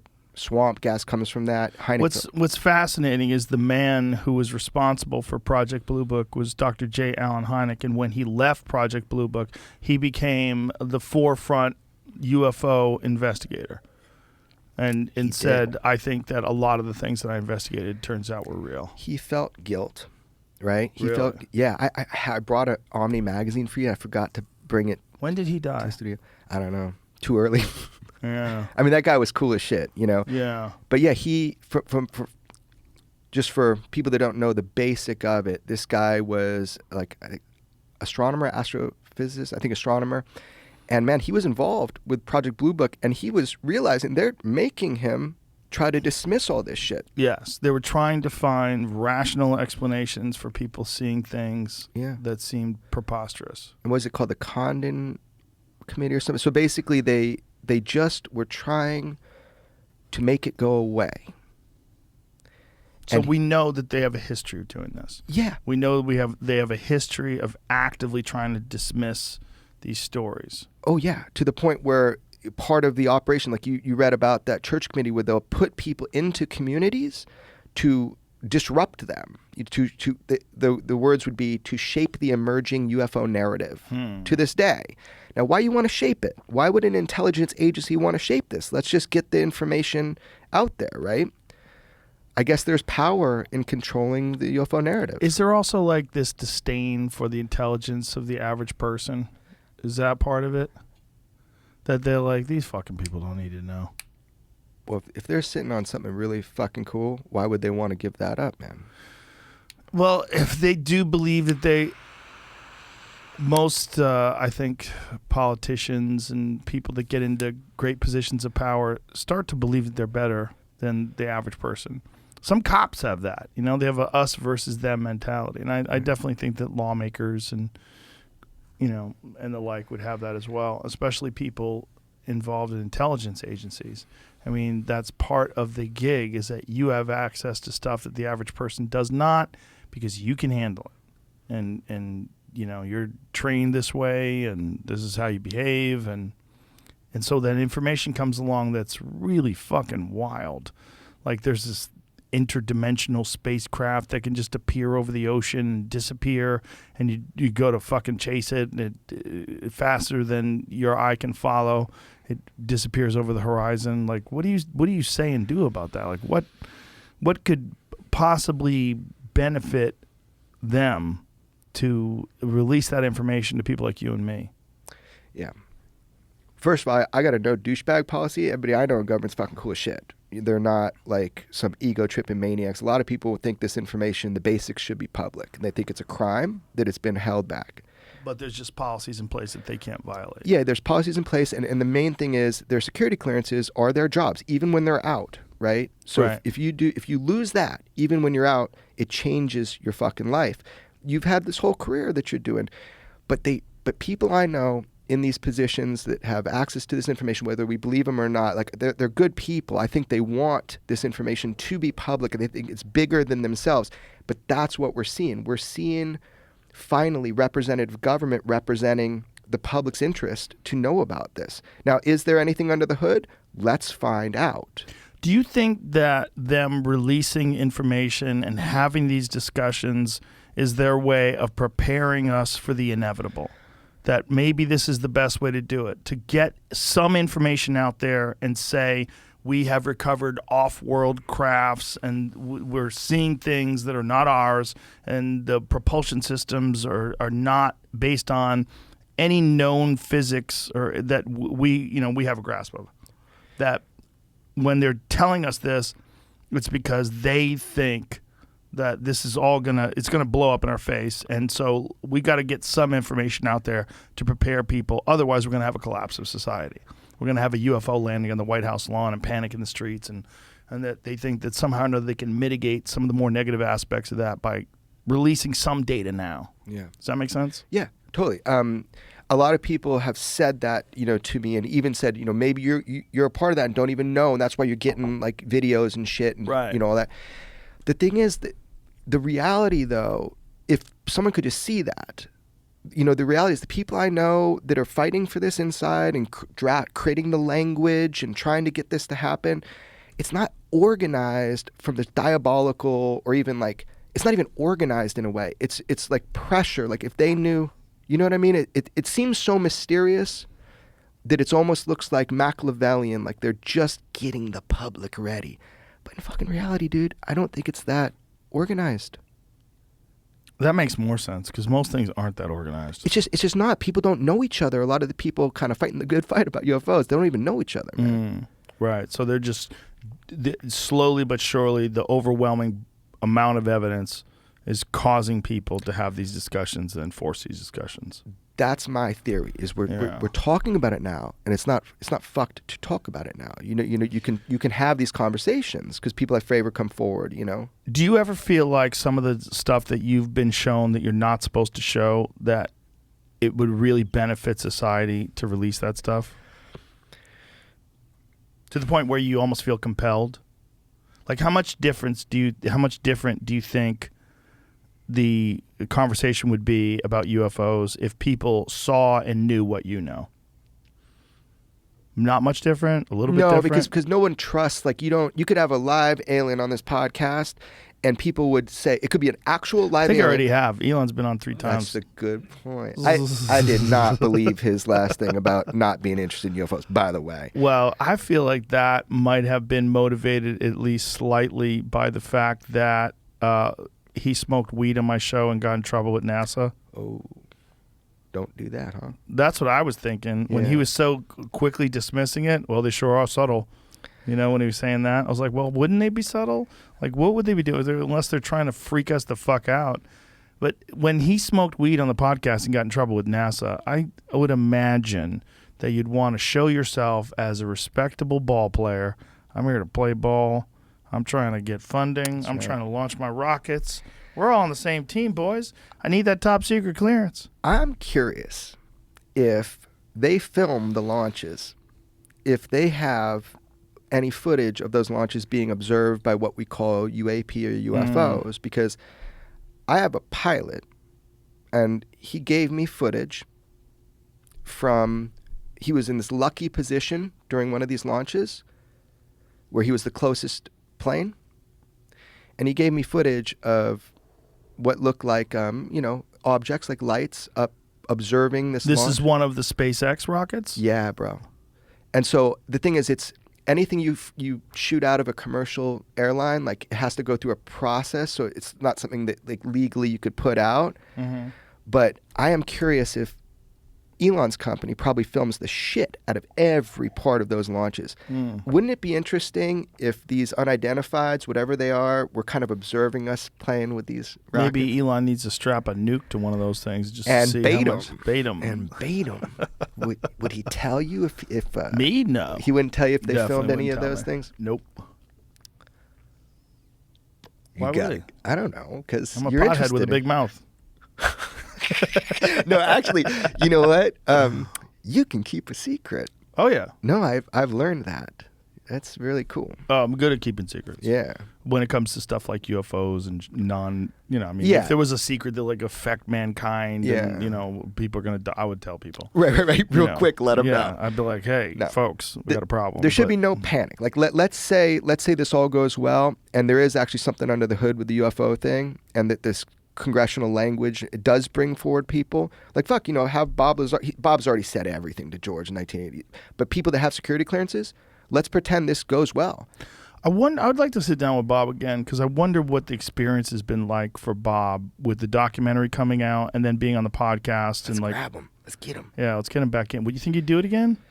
Yeah. Because he was a little uncomfortable about the attention. I asked him about that again Yeah. for you, and yeah. Bob doesn't. He doesn't even get it that people want to still talk with him. He doesn't get why? He doesn't get it. Yeah, he doesn't get why people want to still talk with him. I'm a Bob Lazar fanboy. Totally, dude. And but by the way, if we didn't even talk about UFOs, we'd have the most fun fucking Well, when we conversation. went to dinner with him, Yeah. we had a great time. He always tells me the craziest shit just about. Well, he told us science. some crazy shit that we can't talk about. Right. Yeah, which was wild, which explains a lot I about know. his education history and a I lot know. of other things. And you're like, oh, okay. Yeah. And then, it also explains about like why he was chosen as, Yeah. I know. And I verified that further, by the way. So here's the deal. I think he almost likes that he can be dismissed. What if everybody believed Bob Lazar? Right. How fucked would his life be? So life would be fucked. Yeah, he's easily dismissed, which is kind of good sometimes. I think one of the things that was more interesting about or one of the things that was interesting about your documentary was when during the documentary, his lab got raided. Yeah, people said, "Oh my God, my wife wanted to kill people." People said I fucking made that up I just made up the raid, like hired actors and FBI shirts and shit. I swear to God, that was like a huge deal. Well, I'm sure. Yeah. People probably think you're in the FBI. Oh or yeah, something. it's so fucking ridiculous. Yeah. Well, there's a lot of people that are paranoid schizophrenics that are just running around accusing everybody of being a spy and being part of government agencies and what have you. But isn't it just easier to dismiss what somebody says if you can just dismiss them as being genuine or honest? Yeah. Yeah, it is. It's such a complex subject because it seems foolish to spend any time thinking about it without anything really tangible. It's like everything is speculative. Everything is he said, she said, and here's some data, and there's a thing that's going faster than the speed of sound by, a factor of 20 or something like that. But I'll argue there's tons of evidence. There's tons of evidence. Now, there's the human intelligence side of it, which is just you talk with people that have no reason to lie. Yeah, but they got multiple people witnesses. do lie. Tons of people do. People are crazy. But you can sort out if 1%, right? And I'm so good at that now. You get a call, you end up talking with somebody, you fucking know almost immediately if there's an angle, if there's an agenda. Why do people do stuff? They do stuff to get stuff. I'm just saying, I think there's a lot of information out there that is not public. I'm certain of it, actually, that there's a lot of information that's not public that should be. UFOs are tangible. There is a tangible aspect to them, a mechanistic machine aspect to them. The weirder question is that a performance? If something is so advanced, couldn't they make you feel, think, see whatever they want you to see? Right. Couldn't they be, look like a tree? Yeah. Couldn't they, fly through the clouds? I knew a guy who was schizophrenic who I knew he was a little crazy, but I didn't know how crazy. And one day he shows me his phone and he shows me these pictures of clouds. And I think I'm just looking at some cool clouds. And he goes, "See it? You see this one? You see that? You see this one?" I'm like, "Yeah." He goes, "I see them every day." I go, "What are you seeing?" He goes, "Alien spacecrafts." I go, "What?" Yeah. I go, "You see alien?" I go, "I see clouds." He goes, No. These are alien spacecrafts disguised as clouds." And I'm looking at him and I'm just recognizing. I knew he had a screw loose. Yeah. But I'm like, how many of those guys are out there thinking they're seeing things? I've got like the cry folder in my emails. Cry? Yeah, it makes me really sad, man. Oh, because like schizos, dude, people have these incredibly painful experiences that are not UFO related. But that's a way that your mind can rationalize what's wrong with you, what's going on. And I get them all the time, and I put them over here like probably needs medical attention, right? Right. Luckily, there are some major universities that are quietly studying some of these biological effects. Biological effects of close encounters. People that claim to have close encounters and constant encounters. Now, when it comes to that, what's the best evidence in terms of there have been people that have said they've been abducted and Right.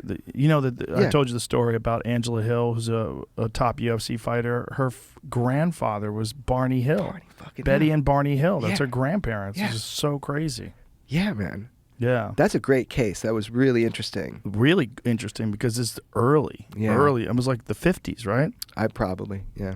And it's sort of the archetype for all these UFO abduction experiences. Lost time, traveling together on a road in the middle of nowhere, light shows up, they lose time, and then hypnotic regression. It's the most popular Yeah. one. You could call it an archetype because it's so well known, but man, it's Is that a problem, though? That things become really well known and then they become a thing that a person sort of formulates in their head when they have a questionable experience. The mind fills in the blank. You know, like when they say, like one of the things that happens, like in the case of a disaster or some sort of very traumatic event, like a mass shooting or something like that, people see things that didn't really happen, or they have a very distorted memory of it because they're so in shock. You know, like in times of war and things like that. Like they see things that weren't really there, or that were inaccurate. Like their version of it that when they recount it is all fucked up because the mind gets scrambled by moments of extremely high stress, high adrenaline, worried you're gonna die. You know, gun explosion. Like everybody has like fucked up stories.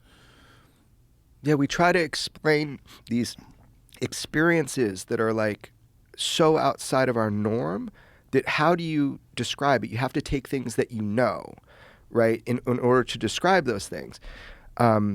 Trying to think of a good concrete example of that, but it is my understanding when I listen to people that I do believe had these close encounters that they can't find the words to describe the experience because they've never had an experience like this before. Right. So Which is similar to when people describe psychedelic experiences. Yeah. Yeah.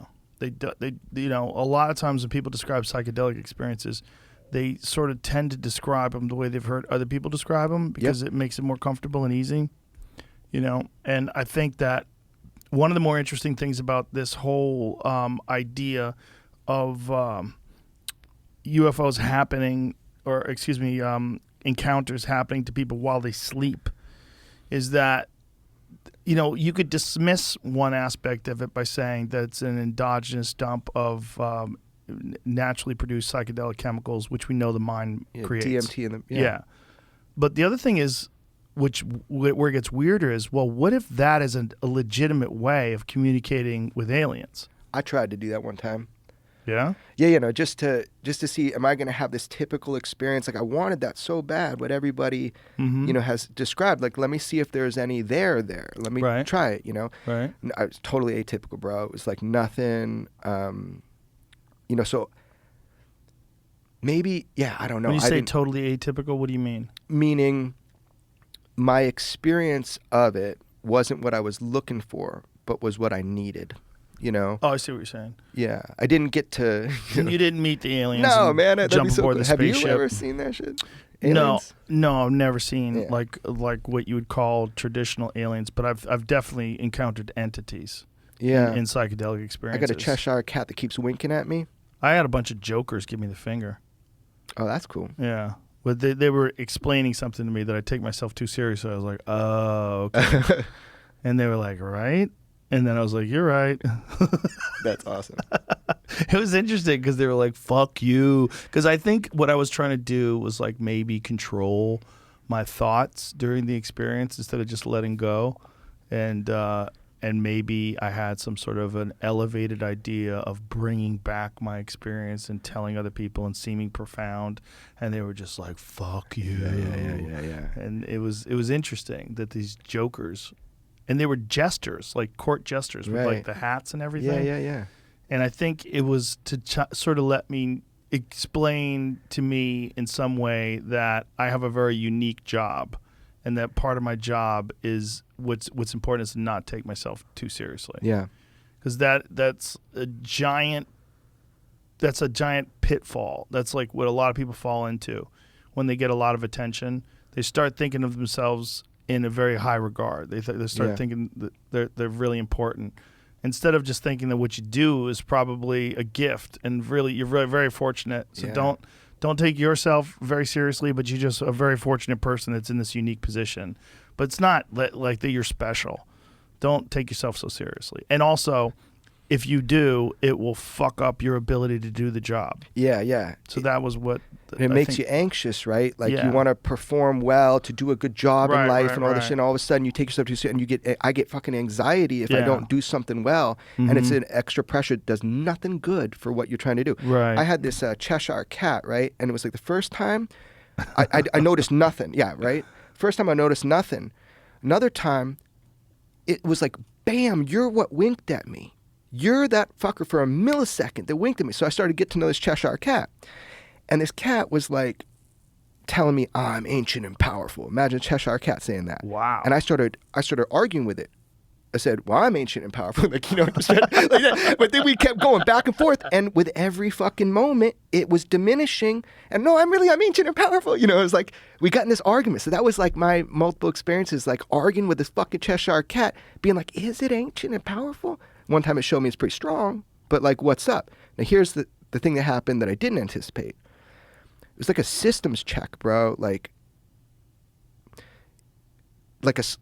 tried to blow my speakers, and it's like if you're off your path, you're gonna feel pain and anxiety, and if you're on your path, you're gonna feel fucking good. Yeah. Pay attention to that. Yeah. And then it cured my insomnia, Oh, like interesting. medical insomnia for the first 30 years of my life. And you think that insomnia was based on that anxiety? No, it felt like it was a miraculous thing that I never even heard of happening with people, but it was like from that moment on, like my older brother, was around just to, because I didn't know this shaman guy, right? So like I wanted like someone to have my back, Right, like a sitter. yeah, just somebody who watching Yeah. me with this person. The shaman actually panicked and started having a panic attack. It was weird, dude. The shaman did. Yeah, man. Yeah, it was weird. And so then I was just, because I was doing it alone too, like this ayahuasca thing. So it was just you and the shaman and Yeah. your brother, and the Yeah, my shaman brother's had watching. a panic attack. Yes, what looked like a panic attack. Was he also under the influence? Yeah, they always take it with you, I guess. Oh, I only so did it he- one. I only did he that one freaked. time. Yeah, he freaked, man. Whoa. Yeah, it was kind of disconcerting. So this is DMT, so it's short trip. No, but this was ayahuasca, which contains DMT. Right. So, but it's like a longer experience. right. Right. So that's the one that cured my insomnia. That's not the Cheshire cat. Okay. That's the short stuff. But this one, it was like, it was the only time that I ever felt my body possessed by something other, something else. Mm-hmm. And then it like did a system check. Like, imagine you have a billion drawers of number 2 pencils, all different colors at different lengths, and Mm-hmm. it opens each drawer and looks that you've used that, 1/4 amount, and they shut the drawer. It was like, brrr, like it just did a system check. Wow. Kind of. Then it was like, okay, good job. Now let's see if we can break something. And it like tries to blow my fucking speakers out. This was my subjective experience, right? Tries to like blow my speakers out. My body makes like, whoa, like it was weird. And then it was like a slap on the ass. It felt like this experience of life is so fragile and momentary, and you could fuck up really easy. If you just get a little off course, in 10 years from now, you're going to be way the fuck off course. Right. So it kind of was like, you'll know if you start going off course. That's what I took from it. Again, I only did it one time, but that's what I took from it. You'll know, and so trust your intuition. Correct and course immediately, too. Right. And understand that the way when you feel badly about something like that there's a reason for that. Yes, that if you, to me specifically, you'll feel pain. You'll feel These are anxiety and pain. indicators. For me, yeah. Yeah, but these are indicators that like whatever it is, the universe is giving you that you're not on the path that you're supposed to be on. Yeah, man, because our past, like, mine's been very varied. I'm always finding my place in life in what I didn't think I would do. I always thought I would, train judo or boxing or, and I would always do like a martial art. When I started making films and I started making art, fine art, and then making films, I never thought I'd be in that. I had a loss of identity, a loss of my spirit. Like I was like so off course. I got so sick from something called valley fever. I couldn't train anymore. What's valley fever? It's like you can get it, you inhale a fungus or a spore and it attacks your lungs. And typically people could feel like they got a cold or they fucking die or something like that. And what happened was I was overseas and I had been harboring it in my body for about 2.5 months. And I look at myself in the mirror and I'm fucking like skeleton. and I emergency came home, went to special disease at UCLA, and they treated me for it, which is you take this whole body antifungal. But the problem is it had gone into my lungs, my kidneys, near my heart, like it got into my bloodstream. So I started getting like a abscess in my arm. I was a really healthy athlete. But when that happened, it took from me the ability to do what I thought I was. And I had to completely re-understand my life, that I am not just the things that I do, that the things I do come from who I am, where my passion is. You know? So it kind of, that was a learning lesson for me, is going through an illness that stopped me from doing what I loved to do and thought that's all I would ever do. So the path is like curvy, but I accept that as long as I'm, you know, being true and I'm not feeling that anxiety and pain. I mean, it's okay to feel pain. It's great to feel pain. With your fascination of the UFO experience and then you having psychedelic experiences, did you feel like there's any sort of connection between psychedelic experiences and UFO experiences? Like, did you think that those realms that you access through psychedelics in any way are related to extraterrestrial intelligence? I love the theory. I have no idea. I just know that I can, like, mushrooms has like cured my cluster migraines, you know?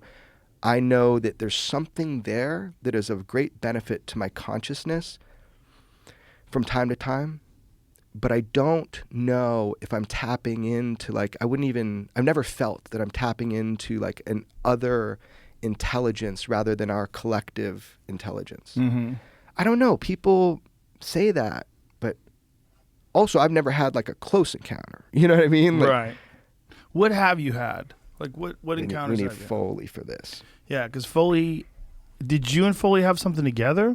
Yeah, he talked about it publicly, and I didn't want him hanging out in the wind on his own. So I did see something with Foley, something I'd never seen before. Where'd you guys go?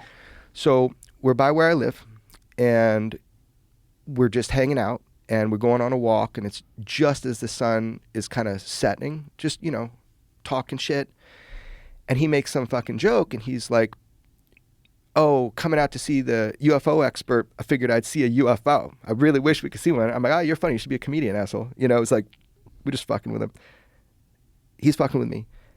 Not 45 seconds after he says that, I go, turn the fuck around. I thought it would be super brief. This big fucking glowing thing that comes in at 45 degrees and just goes like over this valley, right? And I just thought it'd be a shooting star or something. You know, your mind, it says, oh, this is normal. Right. And we're both standing there looking at it. I said out loud, I have practiced the quick draw with the phone. I'm not going to be that asshole that sees something and doesn't film it. Right. I have practiced this quick draw. Otherwise, people are going to hate me, right? Right. I said out loud, he always reminds me of this. I said out loud, I am not even going to try and film this. It was so astonishing looking. It's so different than, it wasn't close encounter, it wasn't close, but it was so different than what I was used to seeing that I was kind of stunned. And so was he. And we thought maybe it'd be really brief. But this thing goes, it comes down at 45 degrees. It was big. Like how big? Well, it's hard to tell because it's not shaped like something that I know the size of. But I could tell it was within the valley. So it was big. I mean, at least a few school buses in length, 3 or 4 together at least is what I'd have to say. And when you say that it wasn't shaped like anything Right. that you could recognize, like what was it shaped like? He says like a hamburger with a bite out the front. Foley said that, which I would agree with. But what I'm saying is, if you show me a 747, I can tell you. Didn't Dave draw it? He did. And it's very accurate. He put it on his Twitter, I think. Right. And okay, so it had these big lights in the front, which was so weird looking. It had these big lights in the front, but the whole body of it would glow and pulse. And here's the weird part to me. So he has a different thing that he thinks is really important. I have my feeling. The thing comes in at 45 degrees. This was the crazy shit for me. It does this movement where once it levels out, it goes like, 4 times. Impossible speed in these jumps. And every time it did it, it would flare up, like almost like what I was impressed by was the tremendous power. The power that it took to make these movements. Boom, boom, boom, boom, 4 of them. No sonic booms. That shit was way too fast. It looked like it was sliding. It was fucking weird, dude. And then Dave, right? So that's the angle it came in towards our view, our angle of view. And it's traveling where those 3 lights are, but that's not what glowed. The body of it glowed every time it made these slip marks, these slip movements. Then it went over to a hill, sat there, and then just descended down. So it says what Dave wrote is, after years of interest in the UFOs, without ever seeing anything, I saw something. This is a drawing of what I saw. I was with a friend who I'll let decide if he wants to be attached to this, and he does, there he is. It moved silently at great speed, hovered and pulsated with light. Huh. And then I made a comment or something on there, but yeah. Yeah. So look, so we got Foley, who, how old is he now? I mean, He also writes, I should point out the white lights at the front of the craft, assuming that it was moving forward, and those lights pulsated separately from the body of the craft, which also pulsated. right. And then Mick West, of course, jumps in. Jesus.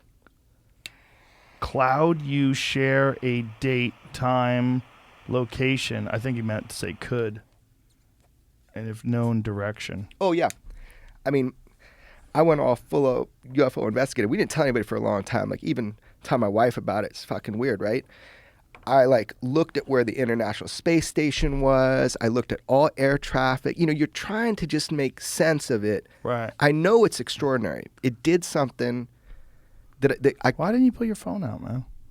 So what? Why didn't you pull your phone out when you saw it? Dude, it makes it makes me more angry than it makes you. It doesn't make me angry. It makes me really angry. Like, I was like, Because you just wanted to experience yes, it. Because it was so I thought it would nuts. be Right. I thought it would be so brief. Right. You know, You I didn't wanna want lose to, it. because then you lose like some eyesight. But Dave says and he's right. We reacted very strangely to seeing something so unique. Like, it's like it was void of emotion. Like it hypnotized you. I'm not saying that shit. Dave, No, but you know what I'm saying? Like almost like the uniqueness, the novelty of it, that it was so wild and that you knew you were seeing something unique. Yeah. To the point where Yes. it yes, totally agree. captivates you. Captivated me. It did. It was beautiful, and that how weird and exotic it was. And look, here's the joke. I'm the guy, you know, hunting UFOs, talk to all these people every day that have encounters that I believe, and I never saw shit. I would always be the guy going in to get the night vision goggles to look at the sky, and everybody starts screaming, "Oh my God, did you just see that?" I was the guy always with his back turned. Yeah. Now it's like me bringing sand to the beach, man. The UFO guy sees a UFO. Who's going to believe me? I'm the least believable. That's the problem with the whole UFO experience, is that no one believes anyone unless they've had an experience themselves. Right. Like when you have an experience yourself, there's probably this pause where you don't really want to talk about it because you don't want everybody to think you're a loon. Yeah, well, I'm way past that. You know, I got no Right. credibility to ruin at this point. Right? Fucking easy. Oh, man. Yeah, I mean, I've not seen anything, I don't think. I mean, maybe I saw something when I was a kid, but I'm probably exaggerating. I really believe you got to just look up. I really believe that. I think that if... So you think there's more than enough of them? Yeah. I think that if it is what we think it is, if there is a presence, let's just call it non-human intelligence, Mm-hmm. and it is engaging humanity and has been for a long fucking time, since the beginning of recorded human history, if not before, if any of this is true, it seems reasonable that they, in some way, they want to be seen on a personal level. If any of this is true, if you look up, man, just look the fuck up. You know, I believe if you really want it and you look up, there's something to this UFO thing, man. Well, I know that there's been a series of sightings in Southern California, and that a lot of people have saw things, particularly off of Catalina. Well, that area. Yeah. Yeah. Yeah, that's for sure. What do you think that's about?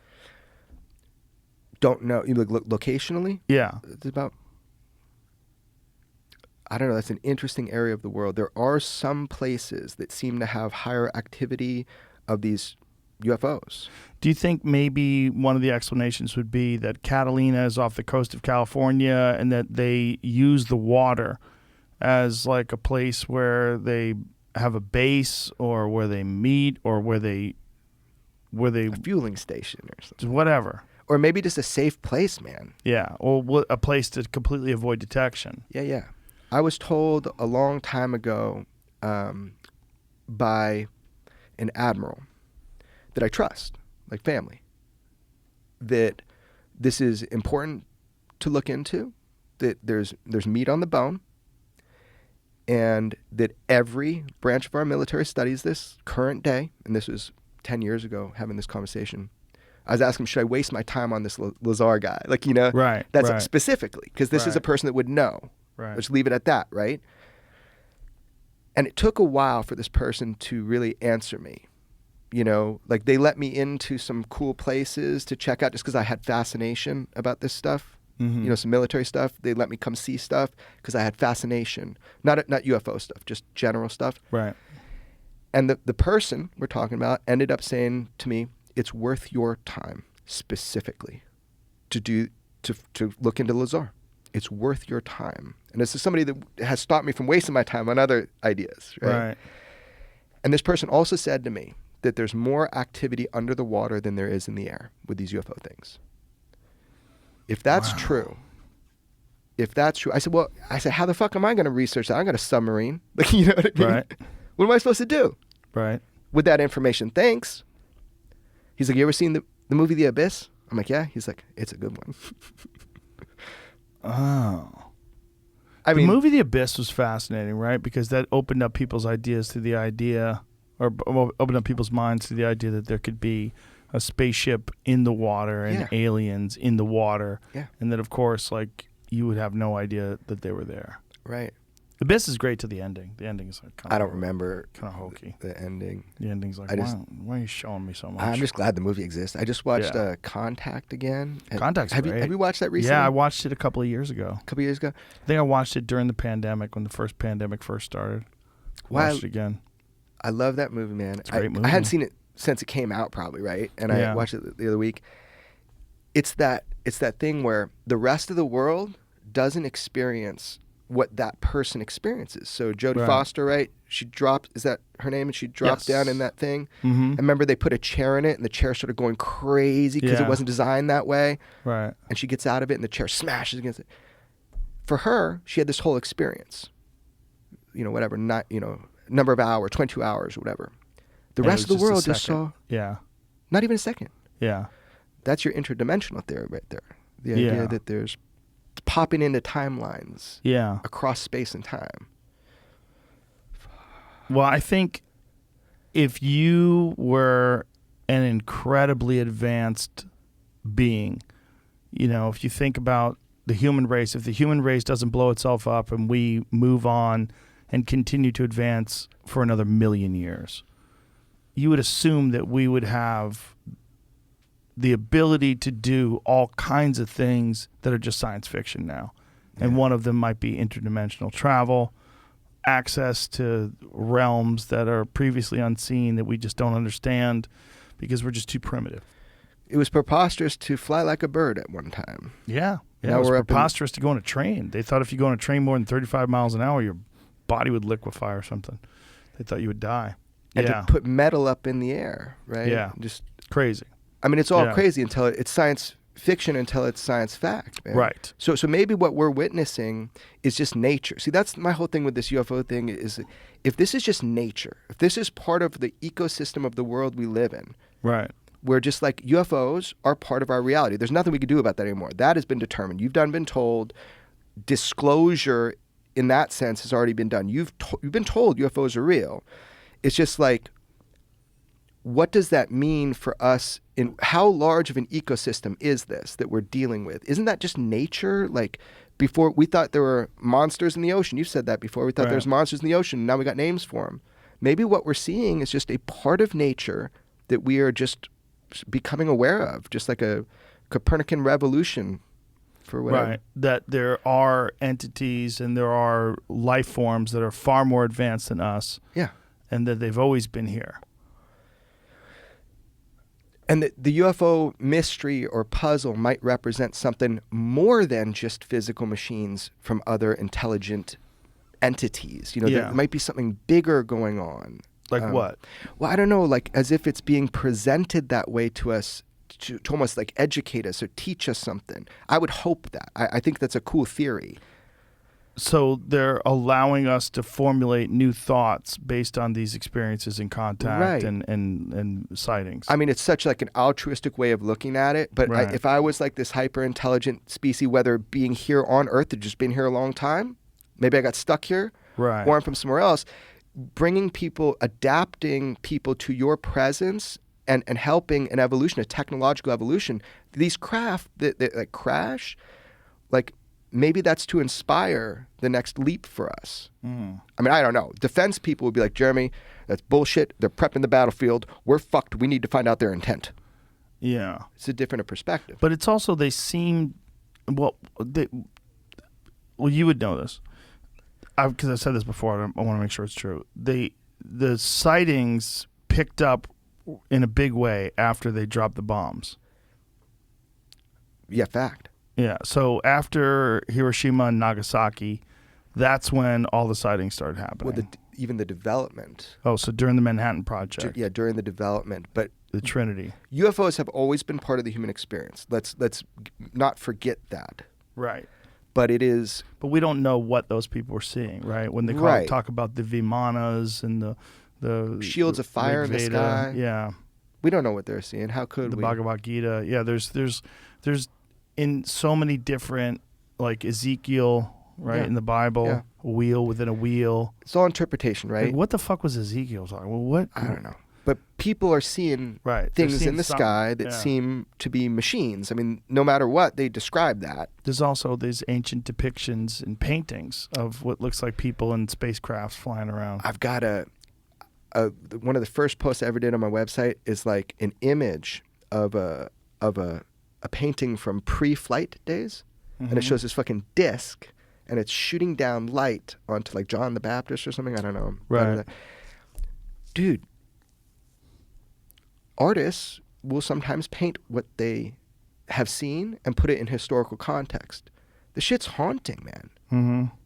You know, Yeah. what we're seeing today has been seen before. Again, I've got an article from 1960 where there's cubes in spheres that fighter pilots see. Ooh, where's that article? I'll just give you, I had to get it from somebody, but Do you have a copy on yeah, your I phone? got it right here. Get it and get it to Jamie. Yeah. I need to see that. Yeah, it's cool. It's just words. They just, they tell you what the pilot saw. But still, the fact that from the 1960s they have this That's what I'm saying. same thing that they saw that What's it's your and it's AirDrop? oh sorry, let me open mine up. Jamie's MacBook Pro? Yeah, you can do that. That'll work. What's crazy too is that for whatever reason, they seem to go to specific areas. Like you were saying that the cube with the sphere. Here it is. 2 identified pilots, one flying a Frontier Airlines plane, the other a military jet, reportedly spotted the object. The FAA at Grand Junction said the objects appeared to be spherical and enclosing a square object. The lights alternatively flashing the different colors appeared to emanate from the square object within the sphere. The FAA spokesman here declined to comment further on it. And then go all the way up, Jimmy, so we can see what year this is, what time the. So this is the Alamogordo, New Mexico, Thursday, September 29th, 1960. Wild. Yeah, man. That's wild. An online sleuth found this for me. UFO flashes colored lights on the heels of the green and bright orange unidentified flying object spotted in the Alamogordo skies Sunday night and early Monday morning. A flashing red, white, and green UFO has now been spotted in several New Mexico and Colorado cities.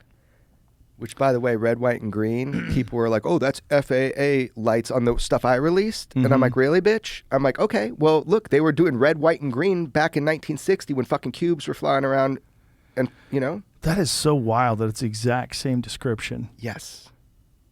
A cube encased in a circle. I don't even think I've told none of the pilots about this. I don't know why I've just never shared this with them. They should probably know. They know now. Yeah. Should show them. It's fucking cool. 1960. Yeah, man. Safety of flight issues. Cubes Yeah. again. 1960. That's crazy. Whew. That's really wild, man. Really wild. Why are you interested in UFOs? Well, I guess I've always been. I think everybody is. Most people. If you thought they were real, the people that aren't interested in them, they're not interested in them because they think it's nonsense. But if they really thought there's a strong potential for it to be real, I don't know how you could not be fascinated. That's why, I had that argument with Neil deGrasse Tyson about it. Like, why would they care about us? I'm like, what the fuck are you talking about? We go study slugs. We study spores and microbes. Why wouldn't they study territorial apes with thermonuclear weapons? Like, why wouldn't they study that? Of course they would. Why isn't he salivating over the fact? He's an odd guy. Okay. I don't know what the fuck is going on in his mind. I really don't. He was mocking people for being interested in the eclipse. Yeah. And everybody was giving him shit online. Like, what is wrong with you? Like, you're literally the guy that's, telling everybody to look at the cosmos. Yeah. It's like, what are you doing? It's an inconsistency that I've yet to understand. Maybe he's troubled. Maybe he's not happy. I don't know. I mean, he generally has so much joy when it comes to science. It's like the inconsistency is confusing to me. And the idea that they wouldn't be interested in us is, to me, preposterous. We would be, if we found something like us somewhere else, we would be so fast. If we found frogs on Mars, just frogs. Yeah. I mean, if you believe the messaging that people talk about, I'm friends with these two ladies. They were at the aerial school, and they, that's where the craft landed, and a bunch of kids, 60 kids or something. They see it. John Mack went and studied it, all this stuff. So that the two females that I know that were there, closest proximity to what they said was a being that came out, they're like, we were mesmerized by it. Like, looking in the eyes of this thing, they were mesmerized by it, was the words. And it put these images in their head, which at the time didn't mean anything much to them. It was like destruction of the earth, like this whole thing. But talking to them now, they're like, maybe we're supposed to talk about this. It's still with them, like what they saw. If you believe their story or not, they believe it, I'll tell you that much. That they got these visual messages, and I've heard this over and over and over. I wonder what they're up to, these fucking weird things, man. Putting ideas into people's heads, man. Is that painting you said? Yeah, that's the one. So it's called the Baptism of Christ. Look at the year. 1710. So that thing in the sky is a circular object that's showing beams of light that shoot down on the baptism of Christ. Can you zoom in on the object? Yeah, what is that? 1710. That is wild. I mean, what do you think they were trying to show? It's hard to say, but it's illuminating one very specific area on the ground, much like Close Encounters of the Third Kind. Well, everything else in that painting doesn't look interpretive, right? Like the people look like people. It's not a Salvador Dali painting. Right. So I'm going to make the assumption that in this style of painting, you're drawing this idea of what is there. So I would have to think maybe this person who painted this, maybe they've seen something like that before. Or that's like their version of showing the power of God without showing God. I mean, I could see that, like a beam of light down to the sky from the heavens. I mean, they're not showing something that they're seeing because it's the baptism of Christ. They weren't there for that, right? Right, but I'm saying that they're drawing something where the people look like realistic. people. It's realistic. So, like, what is a disc? Yeah. It's just I have no idea. It's just fascinating. Yeah. In ancient artwork, that you've got these things that look like this. I'll turn the question on you. Why are you so interested in UFOs? I don't fucking know, dude. think that's funny. It is kind of funny because we both don't have a real answer. I haven't really figured that out. No one does. I mean, I like the hunt. Right. The chase is That fascinating. people will right? talk to me. That I get to sit in these rooms. That I get to be on these phone calls. And the wonder, right? Oh, dude, the wonder, bro. Yeah, the wonder is really intense. I almost don't want to figure this shit out. You know what I mean? Yeah, I know. Well, I kind of do want to, but then maybe the mystique will be all gone. Then we'll feel terrified. Right. They're just space whales and they're turds. Well, no, I don't think so. I think the idea would be that we're lab rats. I think that's what's scary to me, is that somehow or another we're being examined. And we are such a preposterous yet super advanced civilization. I mean, we're governed by politicians that are clearly corrupt and also full of shit.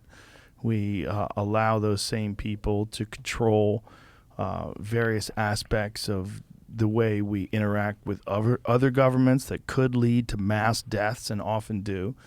It's really wild. Like when you think about what we're doing, we use coal-powered plants to power supposedly zero-emission electric cars. It's like, are you fucking crazy? That's, and then we're terrified of nuclear power, which is probably the cleanest, safest form of power that we've ever devised. Like, we're weird. We're weird across the board. Every country has their hands in this UFO thing. Yeah? What country embraces it the most openly, publicly? U.S. The U.S. Oh, no, openly and publicly? I don't know. France has been really good about it. Brazil. I mean, even Chinese were saying there's so much data that they're analyzing it with AI to help aggregate the data. Brazil had famous crashes, right? Yeah. And out of those, some metal evidence was retrieved, correct? I don't know how you say it. Virginia is where the being came out, and someone got real sick from it all. Yeah, look, but there have been crashes in many of the country, many of the main countries that like we'd consider technologically advanced or whatever. Mm-hmm. So like Russia as well. Like George Knapp, remember he obtained and got out from Russia a bunch of the classified documents from the Russian UFO program. And he went and talked with people there. He went twice during Glasnost and Perestroika. And these are the people that ran the UFO programs. And inside those documents, which he's had translated now, right, they tell that they were trying to, reverse engineer laser technology, that they knew we had UFO retrieval programs, that they knew that, some of our programs were doing UFOs. Like all of this is what George Knapp got that out of Russia at a time when he could have been arrested for bringing that shit out in the airport, right? Every major country has interest and a stake in this because I think people want a technological advantage, man. If they can ascertain anything from this, they got a fucking technological advantage. If Russia had anything, they'd be using it right now too. That's the thing. If we had a really great weapon caused, from the retrieval stuff, but other legislative people from other countries have reached out to me saying that they want to replicate what the U.S. is doing in their country. So the U.S. is doing it most openly now? Right now, I would say that is a correct statement. I mean, fast and hard. This language in the UFO language in the National Defense Authorization Act of 2023, UFO whistleblower language, no one's done this before. So assuming Bob was telling the truth, and Bob Lazar is telling the truth, that means that Area S4 housed multiple off-world crafts. Yep. If that's the case, where are those things now? No, I don't know. I bet you they fucking moved those out the second Bob opened his big-ass mouth. Where would they take them? Do you think there's another site like that, but it's still remaining top secret? And isn't that increasingly difficult to do with satellite technology? I know there are facilities that are not, that we can keep secrets. Our government can keep secrets. That's for sure. And so there are some top secret facilities that, like Area 51 used to be speculative, right? It was speculative until they had to acquire more land and make more land top secret around the outside of it. So they had to admit that it was there, right? Yeah. Because too many people were land grab visiting. Too many, yeah. How much of a factor do you think you and I had in the Storm Area 51 movement? I'm going to say 0. No, dude, the kid watched the movie, watched your podcast, and just went up and threw that shit up online. I was doing damage control, man. I mean, I got some angry ass calls, like, "Are you gonna cause problems?" kind of shit. And I'm like, "No, I'm gonna go manage it, man." Yeah, You know, just go out there. Don't go, everybody. People that want to dog me as most well known for the debacle of the Storm 51 thing. I didn't have nothing to do with that. Nothing. But I meant in terms of like influencing it. 100%? Is that okay to say? Because that's the truth. You know, fucking so stupid. Yeah. Those conversations we had, I think, with Bob Lazar in particular, really filled people's minds with imagination.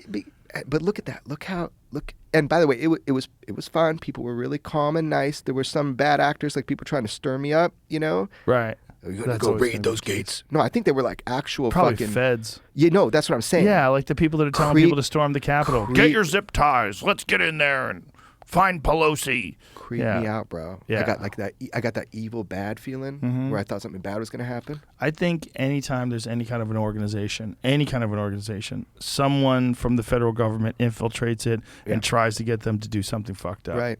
So that they can invade and then take people down and arrest them. I just think that's how they operate. But it was kind of beautiful, though, to see people be able to get close to this like super secret gate that normally you'd be thrown on the ground in front of. And what are you doing here? And they were like, there was like a whole welcoming committee. Really? Like, oh, yeah. Yeah, I was standing up there. I got footage of it, man. Just who was the welcoming committee? All different agencies, plain clothes. Like, they made sure you know not to cross that line. But as long as you don't even think about that, it was all hugs and high fives and let's take photos. Yeah, I got tons of photos of people there right at the and they're just all, and then some people recognized me as one of the people that might have like, you know, like that. And then it was like more selfies. It was so funny, dude. Oh, that's hilarious. They were super kind. And I thought how cool is that they were like, no, we're just like, we're cool today. You can be here today. Do you think that they know anything? The employees there? Yeah. I've talked to a lot of employees, like former employees, current employees. And it's so compartmentalized.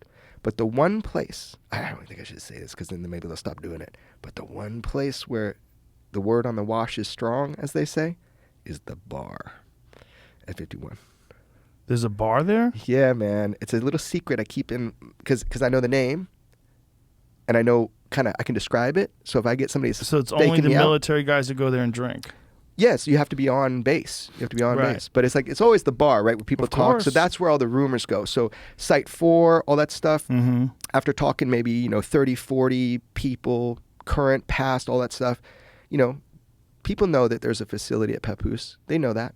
So if you think that they moved everything out of there when Bob started opening his mouth in the late 80s, is there any speculation as to where they would have moved it?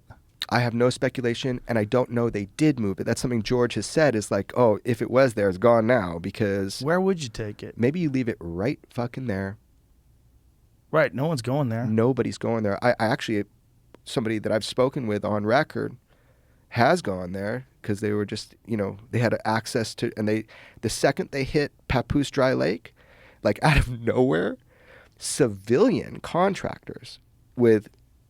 machine guns and black attire, put him face down, and he's a Navy guy. He's a Navy guy with like a good access to the land of 51 because it's so compartmentalized. Usually you couldn't run around, but what he was doing, which it's not important, but he had access to more of the land. Right. He got fucking thrown on the ground. He became a believer that day. He's like, there is an installation. I just want you to know my story because he goes, I didn't see the exact thing. I didn't get that far. He goes, but if there was nothing there, where the people come from? Right. So you get anecdotal, I don't know, dude. Bob, he's so gangster. I don't know if people know this, but the U.S. would never sell satellite time to take photos of Papoose Lake in 1989, 1990. So he hired a Russian satellite to take photos. Really? He did. He hired a Russian satellite. How does one even facilitate that? I got to talk. I've seen the negatives. They're in L.A., and a buddy of his has them. I want the world to see them. They're pretty neat. They believe there's something there to be seen. Still. No, like in these satellite. In these satellite images. Yeah, like it looks like a saucer. Does Google Earth have pictures of Area S4? I mean, let's find out. Yeah, I'm sure. Yeah. I mean, people have taken planes and tried to come in. See, there's nothing there to see in the mountains. They've got planes close by with like long lens cameras. Are you fucking kidding me? If it says Lazar described, which by the way, I've had so many confirmations that there is a facility there like Bob described, right? Right. But if it was there, the whole point of it is to not be seen from the air. Right. That would be the whole point. Right. We have that in Switzerland too, by the way. We have like hillsides. And if you know what you're looking for when you fly in to Switzerland, you can see markings on the roads where the planes come out of hills that are completely disguised as foliage and that. The planes come out, taxi onto the roads and take off. And From the roads. Uh-huh. And you can see, if you know what you're looking for, when you fly over Switzerland, you can see the markers. So the markers, like where they're told to go through, or yeah, the or like markers the where flight the takeoff, planes, landing. Yeah, where those planes would take off and land. So like they the know. rubber where the tires hit. Like Yeah. I think where they're going to land and then hide these planes back into these hills that are retractable. Really? Yeah, man, that's what I'm told. Okay. Yeah, we'll look into it. We'll look into. We'll it. look into it. Got any Which one? Area S4? I'm looking for that. I mean, Yeah. you can see above it clearly. Let's see what that looks like. Well, I'm looking for pictures of it, but So that's it. I don't know. That's what I'm trying to. I don't think it is. Where Area 51. You actually It's not see it. even new. That's Area 51. You can actually see it on Google Oh Maps. yeah, Area 51. You can see a lot of the facility now. And Area 51 is still active. Yeah. Oh, big time. This is claiming you can see a UFO from this picture, but this Wow. is 2010 or something. Google Maps reveals secret base within 30-meter UFO with 30-meter UFO at Area 51 claims alien hunter. Where's that? Claims alien hunter. So we got to look at sources here. What's going Right. on? I'm an alien hunter, bro. Yeah, man. I hate it when people call me a UFO enthusiast. I'm like, I'm fucking enthusiastic about waking up in the morning. Fucking. I'm a UFO enthusiast. You think that's can okay? Call me that. Yeah. Really? Yeah, I'm enthusiastic. That's their claim. Well, that's about everything, though. That's a UFO. Yeah. So that's what some of these things I'm looking at. I'm like, I wouldn't even stop you guys to bring this up. People That's are a fucking waste of lose. time. That's a goddamn building, you So- Yeah, crackhead. here's the other thing I found just for clarity. It says you can. This is someone tagged area or S4 on Google Maps. Like when you Google this is what comes up, but they've just circled like parts Yeah, that's of the desert. hillside where people Oh, suggest it was so built in. you can't really see anything from the sky. Well, that would be the whole point of installations like this, which we do have. Right. According to this map, this says this is a picture from 2022. I don't know what day. I don't see but shit. Right. So they're just outlining where the area where it would be, but you I really don't know. can't see people a damn guessing thing. or something. Huh? Right, But right. wouldn't there be roads that you could see? It's on Well, the so edge of there, Papoose Lake. so in the older footage, you can see roads down to the lake, but that just means people drive down there. And Papoose Lake is a dry lake bed, Right. correct? So it's just south of Area 51. Area 51 is the box, right? So it is a designation within the Nellis base, and they're all numbered and labeled Papoose. So there's Area 51 proper with the runway. Mm-hmm. And then where Bob, would get on the bus is from Area 51. And I have people that saw him get on a bus and drive south and then, drive down to Papoose Lake. And is there a road that leads to Papoose There's two. Lake? So that one that goes along there. That's a road. There's a bunch and of then roads. I there's mean, I don't another one know. There. So fuck, there's are a new. real road out there. Wow. roads going a couple different directions. Yeah. Yeah. Wow. I just Fucking A. What is going on I out don't know. there? That's new developments. What is going on out there? All right, Jeremy. All right, my friend. Thank you very much for coming in here. It's always a pleasure. Great to talk to you. Thank you for sharing whatever information you have and everything else. Show me off air, and I won't tell anybody. Okay. Well, thanks for keeping the topic alive, Joe. Oh, listen, the topic is alive whether I keep it alive or not. That's it's, true. It's something that more so now than I think any time in our lives. Yeah, right. it is. It's It is. exciting. Something's about to happen. Maybe. Oh, you know something? No, I hope. I hope with all this shit, man. Come on. I hope so too. All right. All right, thanks, Bye, man. everybody.